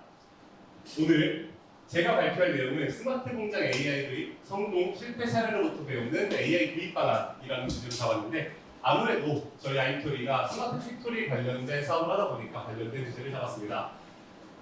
아까 앞에서 리팀이 굉장히 발표를 잘해주셔서 제가 굉장히 떨리는데 한번 잘해보도록 하겠습니다. 오늘 제가 할 내용은 아무래도 리팀이 발표했던 것들보다는 조금 더 하드하지만 그래도 조금 더 아무래도 대중적인 강연이 되지 않을까 싶습니다. 일단 제 자랑을 많이 해주셨으니 넘기도록 하고 일단 목차는 이렇게 진행을 하도록 하겠습니다. 일단 먼저 여기 오신 분들은 당연하게도 다 어느 정도 AI에 대해서 많이들 알고 계실 겁니다. 저희가 생각하는 AI, 저랑 동년배이신 분들은 아마 처음에 어렸을 때 AI를 생각할 때 대부분 다 이런 걸 생각을 했어요. 하지만 저희가 이제 최근의 세대에서는 AI라고 한다면 다 알파고를 떠올리죠. 그리고 공부를 조금이라도 해보신 분들은 이런 딥뉴럴 네트워크 이런 부분들을 아무래도 많이들 생각을 하실 겁니다. 사실 AI라는 것의 본질은 다들 아시겠지만 결국은 훈련 데이터 셋을 얼마나 잘 학습을 시키고 그것이 모델에 잘 녹아들 수 있게 하느냐라는 것이 맹점입니다. 이 부분을 얼마나 잘 하느냐에 따라서 결국은 AI가 굉장히 중요하고 결국은 훈련 데이터가 얼마나 뛰어나냐에 따라서 어느 분야에 적용을 하던 간에 AI가 성능이 달라진다. 그리고 보통 이런 부분들 아까도 언급해 주셨던 앤드류 교수님이 데이터 센트릭 AI라는 접근 방식으로 많이들 얘기를 합니다. 이런 AI들이 굉장히 많은 데이터들을 가지고서 학습이 돼서 성공을 하고 있는 게 여기 있는 이런 분야들이죠. 저기 위에 있는 것 같은 경우는 흔히들 말하는 딥페이크 방법이고요. 아래에 있는 것 같은 경우는 굉장히 유명한 오브젝트 레코그니션 혹은 디텍션 이런 분야이고 오른쪽에 있는 것이 이제 챗GPT의 캡처 영상입니다. 이런 분야에서는 사실 더 이상 사람이 AI보다 낫다라고 장담할 수 없을 정도로 AI 성능이 뛰어난 상황이죠. 하지만 저희가 AI를 배울 때 제일 처음 배우는 게 대부분 다 타임 시리즈를 가지고 주식 차트를 가지고 예측을 하는 것들을 제일 먼저 배워요. 근데 다들 한번 해보시면 아실 거예요. AI로 주가를 예측을 해서 돈을 버는 건 거의 불가능에 가깝다는 거죠. 그렇다면은 이제 이런 AI들과 이런 AI들 대체 어떤 차이가 있기 때문에 과연 이런 문제가 생기는 걸까요? 일단 이런 AI가 할 수 있는 것들에 대한 공통점이라고 한다면 첫 번째, 데이터가 풍부해야 됩니다. 그리고 두 번째, 특별한 사전 지식이 크게 필요하지 않다라는 점이 있고요. 세 번째, 라벨링은 의견의 차이가 크지 않은 결정이다 라는 점이 세 번째가 있고 네 번째, 코그니티브 태스크가 아니다 라는 점들이 있습니다. 즉 한마디로 사람이 쉽게 할 수 있는 일들은 보통 인공지능도 쉽게 할 수 있는 부분이고 사람이 쉽게 할 수 없는 부분들 같은 경우는 인공지능도 쉽게 할 수 없는 부분인 경우가 굉장히 많습니다. 이런 점들을 한번 잘 감안해 주시고 이제부터 스마트 팩토리에 대한 얘기를 한번 해보도록 하겠습니다. 사실 스마트 팩토리는 굉장히 오래된 개념이에요. 지금부터 한 20년 전부터 스마트 팩토리라는 개념이 나왔고 그때부터 공정자동화 아니면 뭐 이제 되게 다양한 개념을 통해서 스마트 팩토리를 얘기해 왔죠. 그런데 사실 시장에서 스마트 팩토리에 AI 도입이 성공했다라고 생각을 하는 기업들이 생각보다 별로 없습니다. 심지어 뭐 삼성, LG, 현대 이런 대기업들도 스마트 팩토리에 AI가 많이들 적용이 안 돼 있고 최근에 굉장히 많은 노력을 들여 AI를 도입을 하려고 하고 있습니다. 그렇다면은 스마트 팩토리는 왜 과연 AI 교육이 어려웠나라는 점들에 대해서 한번 먼저 얘기를 해보도록 하겠습니다. 스마트 팩토리에서는 일단 첫 번째 크게 두 가지를 보시면 됩니다. 첫 번째 데이터가 풍부한지, 그리고 두 번째 특별한 사전 지식이 필요하지 않은지, 이 두 가지를 한번 살펴볼게요. 사실 스마트 팩토리라고 하면은 당연히 데이터가 굉장히 많을 거라고 생각합니다. 일반적으로 우리가 생각하는 스마트 팩토리는 다 이렇게 생겼죠. 대부분 다 로봇팔들이 움직이면서 이것저것 해주고, 드론들이 돌아다니면서 뭐 해주고, CCTV가 찍으면서 문제가 생기는지 찾아보고, 아니면은 AGV라고 많이들 말을 하는데 이거는 무인 자동차라고 해요. 이런 것들이 딱 무인으로 움직이면서 자동적으로 물류들을 운반해 주는 거예요. 그런 AGV들이 움직이고 이런 모든 것들이 있으면서 자동적으로 공정이 완전 풀 프로세스가 돌아가는 이런 것들은 저희는 스마트 팩토리라고 생각을 합니다. 그렇다면은 여기서 나오는 모든 것들은 대부분 다 전자신호겠죠. 그것들이 다 데이터인데 왜 스마트 팩토리 데이터가 풍부하지 않냐? 라고 생각을 할 수 있는데요. 사실 저희가 일반적으로 인공지능에서 제일 많이 하려고 하는 것들 제가 두 가지를 일단 일반적으로 예시를 들면서 앞으로 말씀을 드릴 겁니다. 첫 번째는 예지보전이라는 것입니다. 예지보전. 예지보전의 개념에 대해서 간단하게 설명을 드릴게요. 예지보전은 뭐냐면은 저희가 많이 사용하는 뭐 예를 들어 공장에서 유압 프레스 아니면은 뭐 예를 들어서 이런 로봇팔 아니면은 예를 들어서 터빈 뭐 이런 것들에다가 저희가 센서 같은 것들을 붙여가지고 얘네들이 지금 고장이 난 상태인지 고장이 난 상태가 아닌지 이런 것들을 보는 것들을 저희는 이제 상태 진단이라고 얘기를 보통 하고 얘네들이 앞으로 장기적으로 봤을 때 1년 안에 고장날 확률이 90%다. 그리고 더 나아가서 1년 안에 뭐 3번 부품이 고장날 거니까 3번 부품에 대해서 어떤 조치를 취해라 라고 말하는 것까지가 이제 저희는 흔히 예지보전이라고 말을 많이 하고 있습니다. 이런 예지보전 분야와 두 번째 비전검사. 비전검사 말 그대로 굉장히 유명하죠. 비전으로 저희가 CCTV로 사람들이 뭐 안전모를 쓰고 있는지 쓰지 않는지 아니면은 CCTV 아니면은 저희가 사진을 찍어서 이번 반도체에서 불량품이 있는지 없는지 이런 것들을 찾는 두 가지를 제가 예시를 최대한 많이 들어보도록 하겠습니다. 일단 데이터가 풍부하다라고 생각을 하다는데 로봇팔들은 항상 모든 로봇팔들은 항상 똑같은 행동들을 계속하게 돼요. 그렇다면은 저희가 얘네들이 실제로 고장이 난 거를 예측을 하려고 하면 어느 정도 고장이 날 거라는 예측 데이터가 있어야 되잖아요. 즉 고장 데이터가 있어야 되는데 사실 로봇팔의 평균 수명은 8년에서 10년이 됩니다. 그렇기 때문에 일반적으로 이제 한 10년 전부터 로봇팔을 도입하기 시작한 초기 기업들만 이제 슬슬 고장이 나고 있는 걸 느끼고 있는 거예요. 그렇기 때문에 고장 데이터들이 대부분 다 나오지 않고 있는 상황입니다. 사실 스마트 팩토리는 그래서 데이터가 굉장히 다양하지만 그만큼 반복적인 데이터, 동일한 데이터만에 나오기 때문에 사실 저희가 원하는 다양한 데이터셋을 받을 수가 없는 거죠. 그렇기 때문에 사실 스마트 팩토리에서는 데이터가 풍부하다라고 말하기가 굉장히 어려운 상황입니다. 두 번째, 그리고 만약에 똑같이 로봇팔이라고 생각해 볼게요. 로봇팔이 얘가 여기 있는 걸 짚는 것과 뒤로 돌아서 여기 있는 걸 짚는 것과의 가지고 있는 움직임의 패턴은 당연히 확연하게 다릅니다. 이렇게 확연하게 움직임이 다를 때 두 가지 모두에서의 이상 패턴을 보이는 것들을 저희가 디텍트, 감지를 할 수 있어야 되는데 두 가지 모두를 할 수 있는 로봇팔들이 저희가 현장에 배치되어 있지는 않습니다. 그렇기 때문에 저희가 일반적으로 데이터에 굉장히 저희가 필요한 데이터는 굉장히 다양한데 저희가 얻을 수 있는 데이터들에는 굉장히 한계가 있다는 점들 이런 부분이 스마트 팩토리 시장 내에서 가지는 굉장히 큰 한계점입니다. 그리고 두 번째, 특별한 사전 지식이 필요하지 않다라고 했는데요. 이 부분 같은 경우는 저희가 예를 들어서 삼성 반도체에서 이제 삼성전자에서 반도체 비전 검사를 하는 것들을 한번 예시를 들어볼게요. 저희가 반도체에 대해서 이제 수십만 개, 수백만 개의 사진을 찍는 건 어렵지 않아요. 왜냐면 1년에 그 정도 만드니까. 그 데이터들을 다 수집을 했는데 사실 그 중에서 어떤 것이 불량품인지를 저희가 육안으로 확인할 수 있어야 됩니다. 근데 사실 반도체에 있는 부분들은 저희가 당연히 일반인들은 절대로 알지 못해요. 그렇다면은 삼성전자 안에 있는 직원들이 얘는 불량이다, 얘는 정상이다, 얘는 뭐가 불량이다 이런 부분들에 대해서 하나하나 라벨링을 해줘야 되는데 사실 스마트 팩토리에서 AI 도입할 때 이런 것들은 대부분 다 현장에 있는 직원분들이 이런 것들을 해주셔야 됩니다. 근데 현장에 있는 직원분들이 나 안 그래도 바쁜데 이것까지 라벨링을 하려면은 당연히 하겠어요? 안 하죠. 그렇기 때문에 사실 특별한 사전 지식이 굉장히 필요한 상황에도 불구하고 현장의 도움이 굉장히 많이 많이 있지 않다라고 한다면은 저희는 스마트 팩토리 시장에서 데이터를 구축하기가 굉장히 힘들다라는 두 가지 요점이 있습니다. 이에 기반을 해서 제가 스마트 팩토리 AI 도입 실패 사례 몇 가지에 대해서 한번 말씀드리도록 하겠습니다.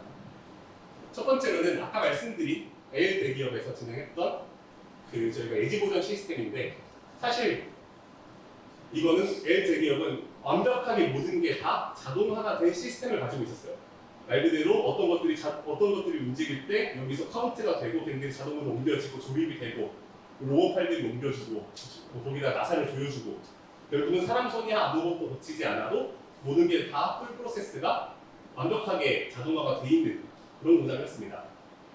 근데 그런 공장에서 현재 수집하고 있는 데이터는 다 이런 MES 데이터였어요. MES가 뭐냐라고 한다면은 결국은 Manufacturing Execution System이라고 해서 저희는 생산관리 시스템이라고 말을 많이 합니다. 생산이 어떻게 되고 있는지를 관리하는 거예요. 이 생산관리 시스템에서 보이는 것들은 이제 왼쪽에 있는 그림과 같은데 1번 공정이 현재 스탑되어 있다. 그리고 1번 공정에서 뭐 상품이 몇 개가 들어왔다. 그리고 지금 어떤 식으로 상품이 흘러가고 있다. 라고 하는 결과물들만 가지고 있습니다. 그리고 만약 중간에 기기가 고장이 난다고 한다면, 기기가 중간에 문제가 생겼다고 하면 저희는 이제 이런 문제가 생겼다라고 하는 리포트까지 MES에서 모두 나오게 됩니다. 그렇게 된다면 여기 있는 데이터도 충분한 거 아닌가요?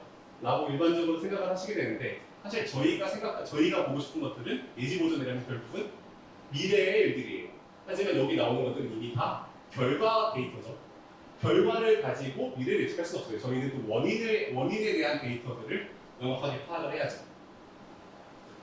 그렇기 때문에 저희는 예지 보전을 위해서는 운행 상태, 어떤 조건에서 진행을 하고 있는지, 현재 온도, 압력, 그리고 진동이 어떻게 된다던가 이런 부분들에 대한 데이터들이 있어야지 저희가 예지 보전이라는 시스템을 구축을 할 수가 있게 됩니다.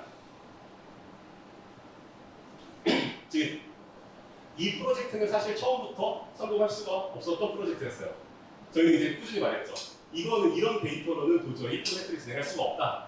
하지만 현장분들 그래서 이런 센서를 설치해서 어떤 식으로 해야 된다 라고 말을 하지만 현장에 계신 분들은 다 똑같은 말을 합니다. 그럼 돈이 많이 들잖아. 똑같은 말씀을 하세요. 돈이 많이 들잖아. 그럼 돈을 적게 들고서 현재 있는 걸로 할 수 있는 것만 어떻게 만들어 보자 라고 하면은 사실 그 정도는 굉장히 나은 길입니다. 이제 현재 할 수 있는 것들만 잘 찾아서 이걸로 할 수 있는 부분, 그리고 최적화를 한다던가 이런 부분 충분히 할 수 있겠죠. 근데 하지만 대부분에 있는 그 기업의 분들은 똑같은 말씀을 하시죠. 이거 가지고 다 해줘 라고 말씀을 많이 하시는데, 사실 이런 부분들이 사실 이제 결국은 실패할 수밖에 없는 프로젝트로 이어지는 결과가 되는 거죠. 즉, 목적에 맞지 않는 데이터를 가지고 무언가를 진행하는 것, 이것이 굉장히 큰 문제가 되는 것입니다. 두 번째로는 이제 이번에 다른 L 대기업에 있는 예지 보전 시스템인데요.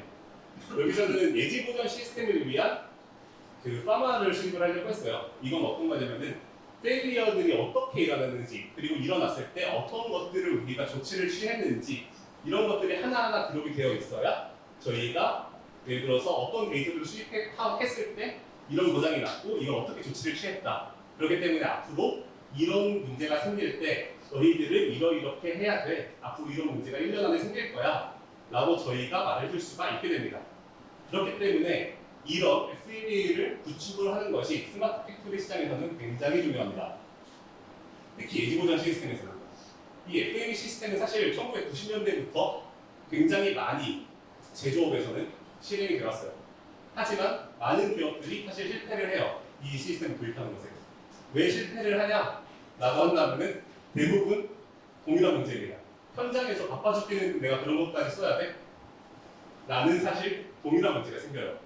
이거를 진행을 하려고 한다면은 저희가 결국은 정비하는 엔지니어가 이것을 고치고 그 고친 결과에 대해서 리포트를 굉장히 상세하게 잘 포맷에 맞게 잘 적어주셔야 되는데 대부분 다 어떤 알람이 생겨서 이상이 생겨서 그 알람에 대해서 조치를 할 때 대부분의 공장에서는 현장에서 하시는 부분들이 다 똑같습니다. 1번 누르고 그냥 키 누르고 끝나요.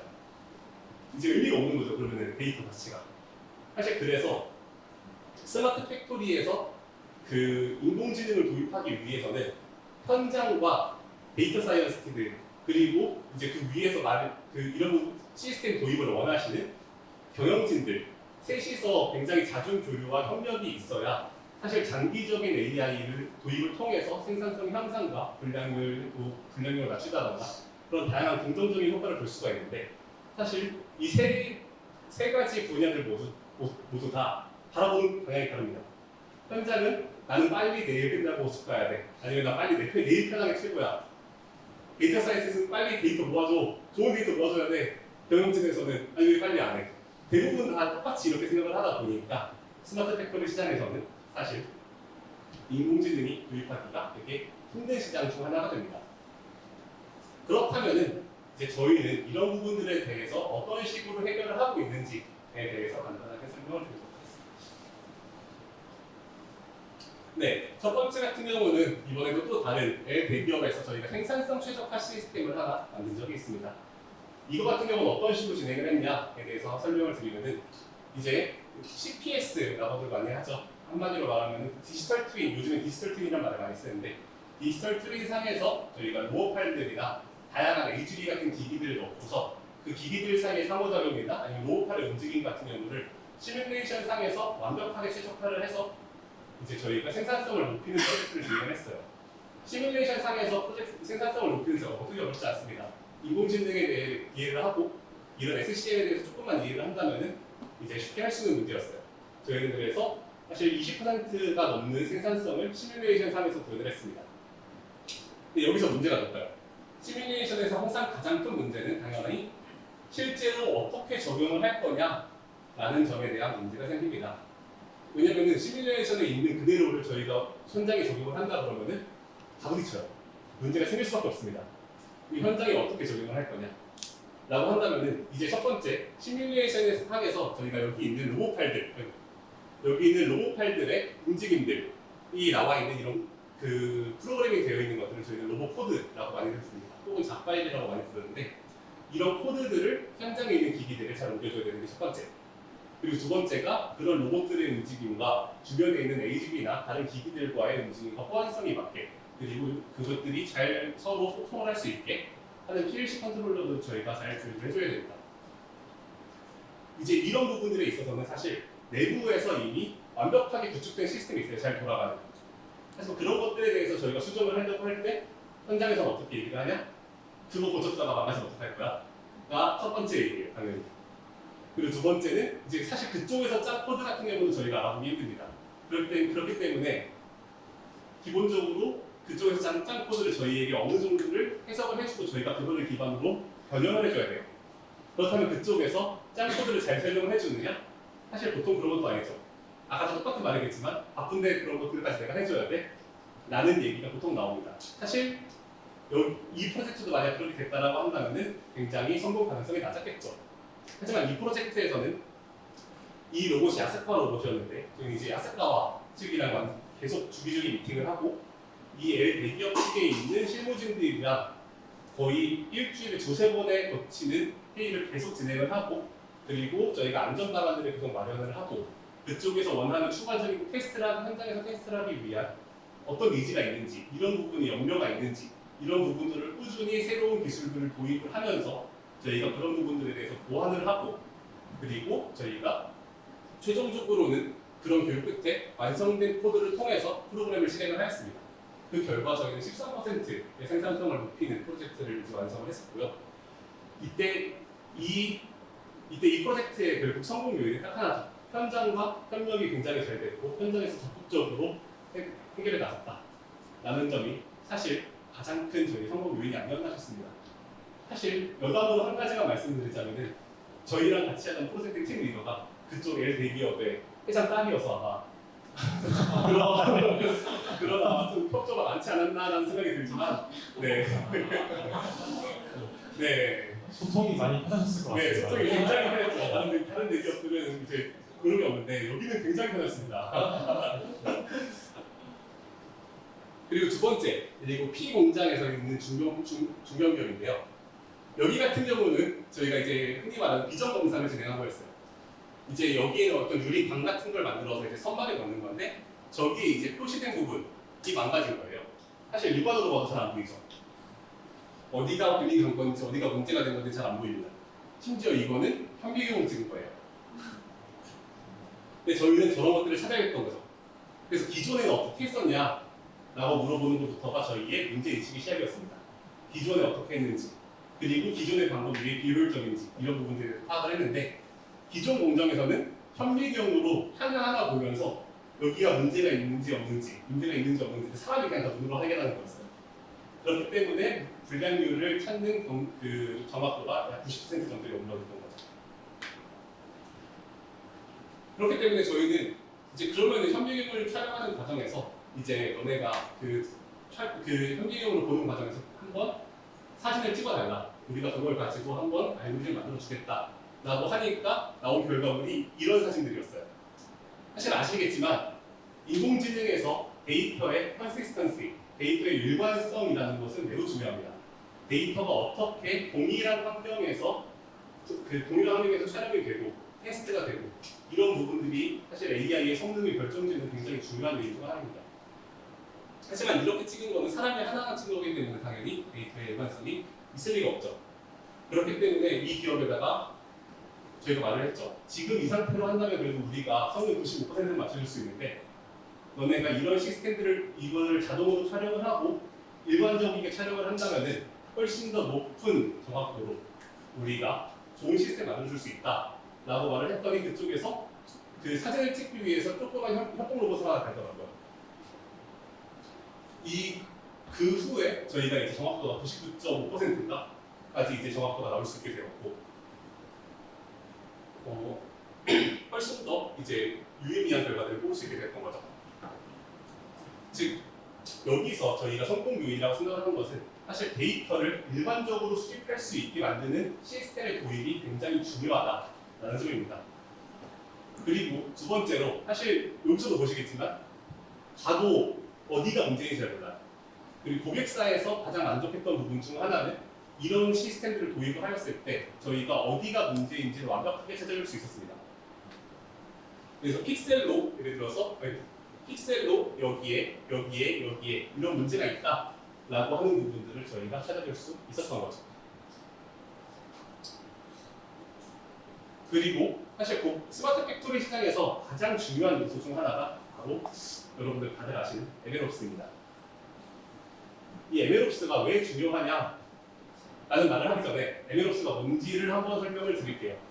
MLOps는 데이터 컬렉션부터 데이터 인제스션, 애널리시스, 라벨링, 발리데이션, 프리퍼레이션, 트레이닝 이런 모든 것들까지 하나의 시스템으로 만들어서 자동적으로 돌아갈 수 있게 만드는 시스템이 바로 MLOps입니다. MLOps의 도입이 있으면 한마디로 말 그대로 유지 보수가 훨씬 더 쉬워진다는 장점이 있는 거죠. 이게 가장 큰 장점이고 그 모델에 대한 업데이트를 저희가 꾸준히 관리할 수 있다는 장점이 있는 거죠. 이런 MLOps 시스템이 없다라고 한다면 사실 아까 말씀드렸던 것처럼 제가 Q&A에서 저희가 이런 시스템들을 안에다가 잘 넣어드리더라도 내부에서는 활용을 하기가 굉장히 힘들어집니다. 만약에 새로운 기종이 나온다, 아니면 조금씩 이제 타입이 변한다, 어떤 부분이 어떤 변경이 생겼다라고 한다면은 저희는 그때마다 가서 유지 보수를 해드리거나 아니면은 고객사에서는 활용을 못하거나 둘 중 하나의 경우가 생기는 거죠. 그렇기 때문에 스마트 팩토리에서 AI 솔루션을 도입하기 위해서는 현장 사람들은 AI를 절대 다루지 못한다라는 기본 가정을 가지고서 저희가 완벽하게 모든 시스템들을 다 구축을 해서 이제 넣어드리고 꾸준한 업데이트까지 해드릴 수 있는 이런 시스템을 만드는 것이 아마 굉장히 중요한 포인트가 아닌가라고 저는 생각을 하고 있습니다. 그리고 세 번째로 제가 한 가지 드리고 싶은 말씀은 이제 세 번째 예시를 한번 먼저 볼게요. 이거는 D 공장 중견기업인데요. 이것도 굉장히 많이 하는 거죠. 공장 내 CCTV로 안전검사라는 거예요. 안전검사의 요소는 굉장히 다양합니다. 첫 번째로는 모자를 쓸 수 있어요. 안전모를 안 쓸 수 있어요. 하지만 공장 내에서 안전은 필수죠. 그런 것들에 대해서 저희가 알람을 주는 시스템 이런 것들이 하나가 될 수도 있고 아니면은 중간에 위험 지역에 절대 들어가면 안 되는데 위험 지역에 사람들이 발을 들여놨어요. 그런 부분에서 알람을 주고 들어가면 안 돼요라고 방송을 해주는 시스템. 아니면은 중간에 화재가 났는데 그런 화재에 대해서 디텍션을 하고 저희가 미리미리 말해줄 수 있는 이런 시스템. 이런 모든 것들을 첨가를 해서 저희는 안전검사 CCTV라고 보통 말을 합니다. 이 안전검사 CCTV는 사실 굉장히 많은 기업들이 하고 있죠. 근데 이 부분이 굉장히 어려운 이유 중 하나가 사실 안전이라는 요소는 너무 많은 상황들을 저희가 고려를 하고 있습니다. 아까도 말씀드렸지만 안전모를 안 쓰는 것도 안전검사가 될 수 있는 거고 아니면 중간에 불이 난다던가 갑자기 전선에 문제가 생겼다던가 저희가 상상치도 못할 수많은 일들이 안전검사라는 하나의 명목으로 묶여 있어요. 그렇기 때문에 저희가 도입한 방법은 어떤 거냐? 첫 번째로는 일단 비지도 학습을 통해서 이상 감지를 진행을 해요. 그리고서 이제 이상 알람이 뜨면 그냥 무조건 보내주는 거죠. 하지만 이렇게 된다면 고객사에서는 이게 무슨 문제인지 알지 못하잖아요. 그 뒤에 저희가 이런 이상 감지에 대해서 비지도 학습으로 찾은 부분에 대해서 라벨링을 해서 하나씩 계속 업데이트 하는 방향으로 저희는 진행을 했습니다. 그럼 기존에 처음부터 라벨링을 굉장히 많이 해서 혹은 비슷한 상황을 만들어서 라벨링을 해서 공장에다가 넣으면 되는 거 아닌가요? 라는 질문도 당연히 나올 수밖에 없는데 사실 저는 이런 방식이 더 효율적이라고 생각을 합니다. 왜 이런 방식이 더 효율적이라고 생각하냐면 사실 라벨링이라는 건 결국은 한계가 있을 수밖에 없습니다. 그렇기 때문에 저희가 최대한 애자일하게, 최대한 빠르게 시스템에, 인공지능 시스템을 구축을 하고 그 시스템에서 나온 결정들을 최대한 빠르게 다시 업데이트를 하고 그 문제점들을 보완을 하고 하는 그런 시스템들이 계속 진행이 될수록 시스템들이 완성도가 높아지는 속도가 훨씬 빠른다고 생각해서 이런 스마트 팩토리 시장에서는 AI를 도입할 때 처음부터 완벽하게 구상하지 말고 하나의 프로덕트를 빠르게 만들고 그것을 기반으로 빠르게 계속 업데이트하는 그런 애자일한 시스템들을 만들 수 있게 하는 것이 저는 굉장히 중요한 요소 중 하나라고 생각을 합니다. 그렇기 때문에 제가 굉장히 다양한 얘기들을 드렸는데 간단하게 요약을 드리면 스마트 팩토리에서는 일단 첫 번째로는 고객사들이 어떤 부분들에 대해서 원하는지에 대한 완벽한 프로블럼 데피니션이 필요합니다. 문제가 정의가 있어야 되고 그 문제 정의 위에서 그 문제를 해결하기 위해 어떤 데이터와 어떤 기술들이 필요한지 이런 부분들에 대해서 생각을 해야 됩니다. 사실 여기부터 틀리는 부분들이 굉장히 많습니다. 사실 스마트 팩토리에서 요즘 AI가 핫하니까 다 AI를 도입을 해야 돼 라고 생각을 하시는 어르신들이 굉장히 많아요. 하지만 AI 도입이 아니라 단순하게 그냥 기계 하나만 달아도 해결되는 문제가 있어요. AI보다 훨씬 싸죠. 그래서 정확하게 AI로밖에 해결하지 못하는 이런 문제가 있느냐라는 것들을 저희가 먼저 문제를 완벽하게 정의를 해야 되고 두 번째는 그에 맞는 데이터가 있어야 되고 그에 맞는 데이터들에 대해서 해석하고 계속 수집을 하기 위해서 현장과의 협력이 필요하고 그리고 여기까지가 이제 고객사들에게 저희가 이제 드리는 말씀드립니다. 두 번째로 저희가 가져야 될 마인드들은 현장에 계신 분들은 사실 많은 분들이 AI에 대해서 전혀 모르고 프로그래밍도 전혀 모르기 때문에 저희는 MLOps 같은 시스템을 구축을 해야 될 필요가 있고 현장에 계신 분들이 쉽게 사용하실 수 있는 그런 UI가 굉장히 필요합니다. 그리고 마지막으로 아까 말씀드렸듯이 최대한 빠르게 적용을 하고 애자일하게 하나씩 스마트 팩토리에 적용을 해 나가는 게 그리고 최종적으로는 이렇게 조그만 스마트 팩토리, 조그만 AI들 하나하나를 모여서 최종적으로 스마트 팩토리 전반적으로 활용될 수 있는 이런 AI를 만드는 이런 시스템이 굉장히 스마트 팩토리 시장에서 중요하다고 생각합니다. 여기까지가 아임즈의 성동의 발표였습니다. 감사합니다.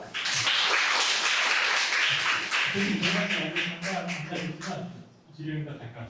네, 알겠습니다. 그 스마트 팩토리 AI 솔루션으로 발표를 해주셨는데 듣기에는 거의 모든 제조 현장에 AI 적용되는 일반화된 그런 총 정수가 담긴 발표 같았어요. 왜냐하면 그 같은 문제들을 정말 똑같은 기업들이 겪고 있더라고요. 분량을 관리하는 AI를 만들려면 분량 데이터가 있어야 되는데 그 분량이 뭐 8년에 한 번, 10년에 한 번, 몇 개월에 한 번씩 쌓이면 그거를 어떻게 개발할 수가 없잖아요. 이제 그런 데서 많이 병목이 있고 실패를 하지만 성공 사례로 이제 시뮬레이션 기술을 한번 언급해주고 그 다음으로 더 정확한 데이터 99% 이상 가는 데이터를 통해서 성공 사례를 우리가 이제 스터디해봤다 하겠습니다. 성룡 대표님께 질문 주시면 제가 마이크 전달해 드려서 자유롭게 질의응답 진행하겠습니다. 베스트 참여상 기억해 주세요. 네. 선생님.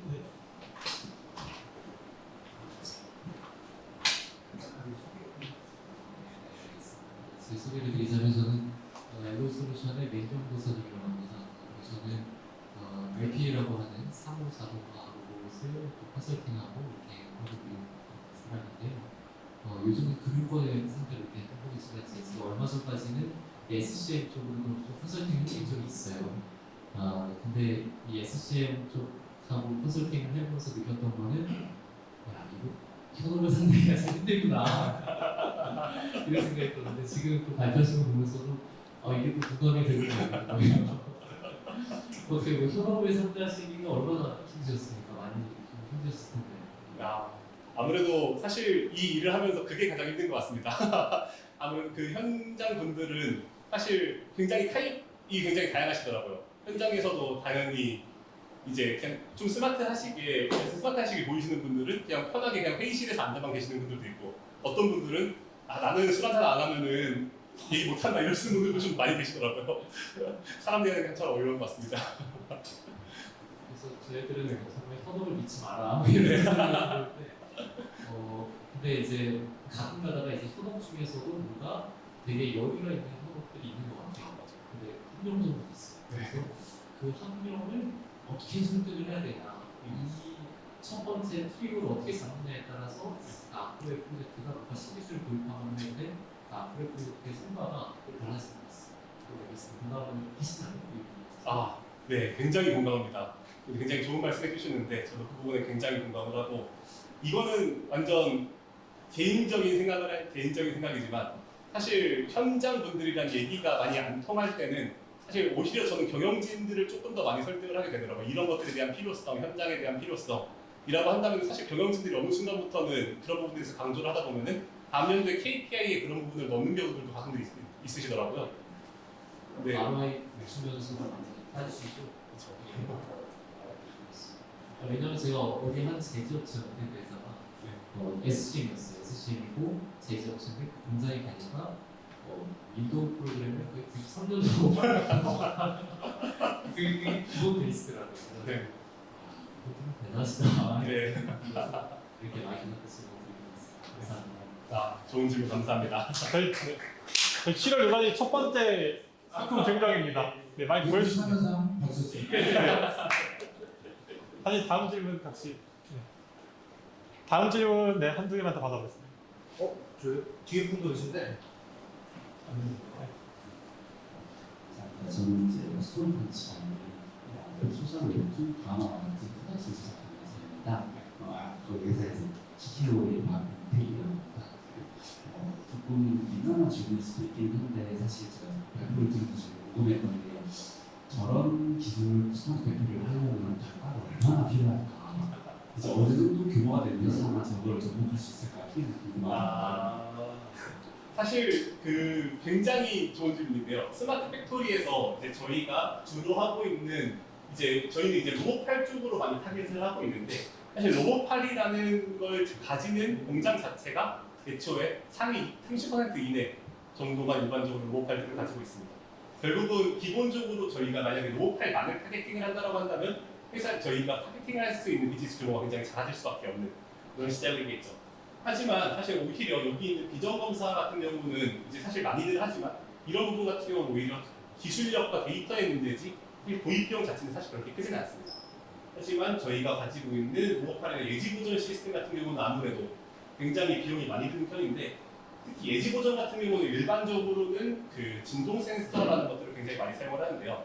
사실 진동 센서도 이제 굉장히 급이 있어요. 제일 좋은 건 NI라던가 이런 것들이 있는데, 거기 있는 진동 센서를 저희가 원하는 만큼 구매를 하고 DAP를 구매를 한다고 한다면 DAP는 IO입니다. 인풋 아웃풋을 해주는 그런 장치인데, 그러면 보통 그 데이터 수집값만 이제 3천만 원 이렇게 막 거의 드니까 아무래도 사실 저희가 가지고 있는 그 솔루션 중 절반 이상은 굉장히 규모가 있는 그래도 중견기업 이상들만 아무래도 스마트 팩토리에서 AI 도입을 원하는 경우들이 많습니다. 사실 그리고 제조업이라는 분야가 그 영업이익률이 굉장히 낮은 편이에요. 당연하게 8%만 돼도 와 저기는 진짜 엄청 녹았다라고 얘기할 정도로 굉장히 그 영업이익률이 낮은 기업들이 굉장히 많기 때문에 오히려 이제 그런 작은 이익들로 이런 AI 솔루션들을 도입하는 것이 과연 옳을까라는 가치 판단을 하시는 분들도 굉장히 많습니다. 그런 부분들에 대해서 저희가 이런 시스템을 도입을 한다면 은행 이 정도들에 대한 이익을 볼 수 있고 그런 부분들에 대해서 저희가 굉장히 많이 설득을 해야 되는 그런 요소들도 있는 거죠. 혹시 대답이 되셨나요? 감사합니다. 네, 감사합니다. 네. 그 질의응답 시간 여기까지 하고요. 찬수님, 그 아까 손 들어주신 분 꼭 기억하고 이제 선물 증정해 주시기 바랍니다. 그리고 질의응답은 저희 네트워킹 시간 진행된 다음에 성윤 대표님께 찾아가서 하면 또 친절히 진행해 주실 거라 있습니다.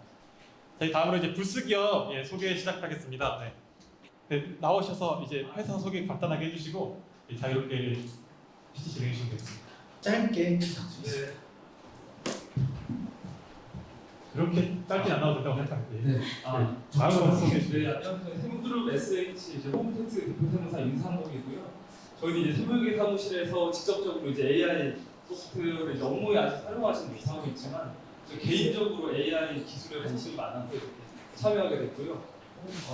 개인적으로 이제 개발할 때 챗GPT 도움을 많이 받고 있고 일상 속에서도 이제 제가 곧 결혼을 하는데 청첩장 공부도 이제 챗GPT한테 물어봐서 같이 이제 도움을 받아서 작성을 했습니다. 와이프도 처음에는 이제 그런 걸 거기다 물어보려고 했는데 와서 보더니 잘 쓴다고 이거는 더 감성을 빼고 써달라 5가지 써달라 배열 이렇게 형태로 써달라 이렇게 해가지고 도움받아서 작성을 하고 있고요. 이게 LLM 모델이다 보니까 계산하는 부분에서 많이 활용 못하고 있지만 세무 관련된 글쓰기라든지 다양한 부분에서 활용하고 있어서 또 이제 챗봇 만드는 데 활용을 해봤고요. 카카오톡 채널 연결해서 만들어보고 혹은 오픈 채팅방에 이제 들어가서 쓸 수 있는 개인 계정으로 쓰는 그 챗봇도 아까 봤던 API 활용해서 만들어봐서 여러 가지 경험을 많이 해봤으니까 세무적인 질문 해주시면 너무 좋고요. 이공진행에 대해서도 많이 함께 이야기 나눌 수 있으면 좋겠습니다. 감사합니다. 다음 마인드 앤 컴퍼니 소개. 저도 세금 정말 조금 내는데요. 그래도 이제 세금 같은 거 질문이 많은데 연말되면 책볼 이용하면 좋을 것 같습니다. 세금 중요하죠.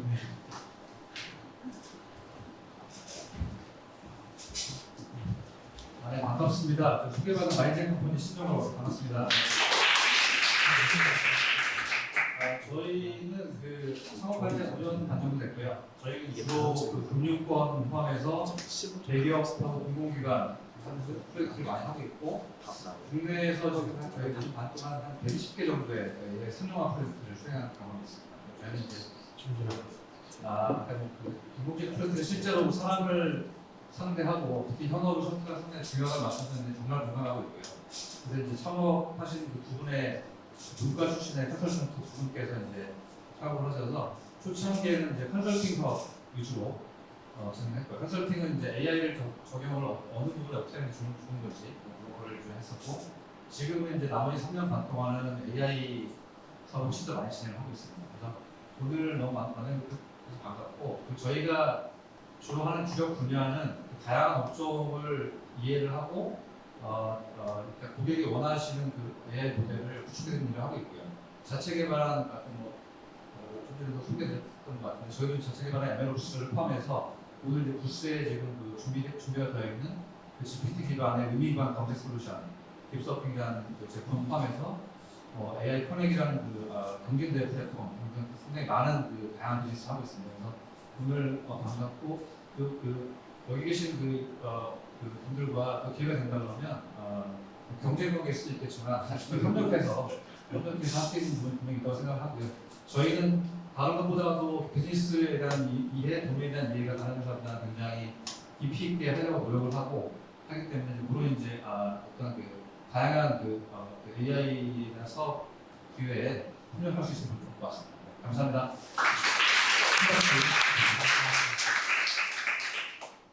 다음 리커빗 대표님 모시겠습니다. 온라인으로 많이 뵀었는데 네. 그렇죠.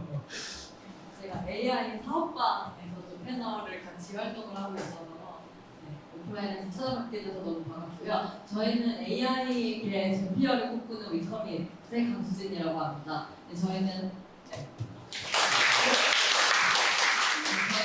비즈니스 성장을 자동화 시스템을 통해서 무제한의 성장을 도와주고 10배의 성장을 꿈꾸게 하는 그런 솔루션을 만들고 있고요. 지금은 현재 문서, 비즈니스를 하는 데 있어서 필요한 문서들을 자동으로 준비해주는 그런 솔루션을 하고 있고요. 저희가 처음 버티컬로 풀어보겠다 하는 문제가 사실 지원 사업 관련된 부분이에요. 그래서 아마 지금 하시고 계시는 분도 지원 사업 많이 하실 텐데 혹시 손 좀 들어주실 수 있나요? 지원 사업을 진행 중이다 하시는 분들. 네. 여기서 직접 진행하시거나 아니면 담당 직원이 있다. 다들 직원이 있긴 하시네요. 담당 직원이. 네, 저희는 1인 기업과 지원 사업 그리고 일손이 부족한 스타트업들이 본업에 집중할 수 있도록 저희가 지원 사업 관련된 업무를 이제 원키로 제공을 해주고 있고요. 문서 관련된 부분을 기업의 이력과 그리고 재고 정보를 기반으로 자동 기입해줄 수 있는 그런 솔루션이에요. 챗GPT나 이런 부분에서 사용하는 것과 다른 점은 실제 재고 정보랑 수치 정보를 기반으로 오류 같은 부분도 저희가 확인을 해드리고요. 그리고 포맷화된 문서를 업로드 해주시면 아무 양식이나 저희가 채워드리는 시스템으로서 지금 양식들을 많이 수집을 해서 학습을 하고 있는 상태입니다.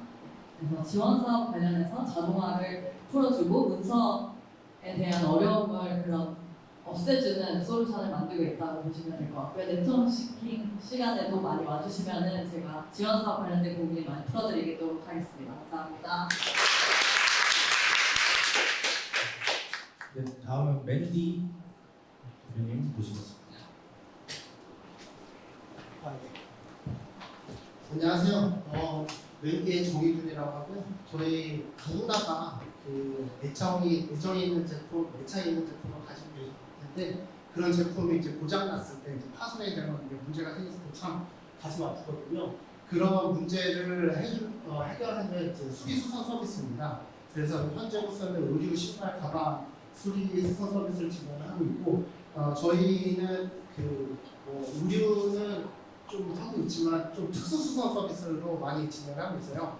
그래서 평소에 하기 어려운 백팩이라던가 운동화라던가 아니면 카메라 가방 아니면은 다른 이제 악기 가방 같은 그런 어려운 수선 서비스를 진행하고 있고 저희가 이 AI 쪽으로는 현재 개발 중인 게 이미지 센싱 기법을 활용해가지고 휴대폰으로 사진을 찍었을 때 이미지끼리 대조를 해서 문제가 생긴 부분을 검진을 해서 그 검진을 수선을 어떤 방향으로 수선을 하고 그다음에 비용은 얼마나 나오고 그다음에 수선이 다 완료된 그 상태의 모습까지 이제 출력하게끔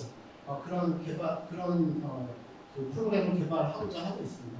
그래서 지금 첫 번째 이제 파이럿 프로젝트는 이제 진행을 했는데 그 나이키 에어포스라는 그 운동화로 파이럿 프로젝트를 진행했고요. 나이키 에어포스 1이 운동화 중에서는 좀 가장 오래된 것 같아요. 82년도에 출시돼가지고 현재까지도 좀 많이 팔리는 스테디셀러고 저희 쪽으로도 운동화 가격이 한 15만 원, 20만 원인데도 불구하고 수리 수선 서비스를 많이 맡기시는 그런 제품이어가지고 그 중심으로 했고 파일럿 프로젝트로 해서 이제 검진 성공률은 92%, 99%까지 나왔고요. 그래서 그걸 활용해가지고 다른 이제 신발, 그다음에 가방까지도 이제 누구나가 쉽게 자신의 제품, 애정 있는 제품이 잘 수리 수선이 되는지 안 되는지 비용은 얼마 나오는지 그런 쪽으로 이제 개발하고자 하고 있습니다. 네, 감사합니다. 애착 가방에 담긴 사업까지 수선해주는 그런 서비스 기대해 보겠습니다. 네. 어디 네. 다음으로 이제 다시 한번 나와주셔야겠습니다. 밀튼 캐터리스트 김대현 부스 소개 잠깐만 해주시면. 아까 되게 많이 들으셨겠지만 1분, 1, 2분 네, 부스가 하면 이런 부스도 들을 수 있다. 잠깐만 해주시고. 네, 밀튼에 대한 소개는 앞에서 많이 드려가지고 저희 부스로 오시면 밀튼에 대한 추가적인 질문들 많이 나누실 수 있을 것 같고요. 저희가 또 앞으로도 다양한 B2B 또 B2C 그 면에서 다양한 또 사업 기회들을 만들어가고 있거든요. 궁금하신 것들 부스를 통해서 더 많이 네트워킹 했으면 좋겠습니다. 고맙습니다. 네, 감사합니다.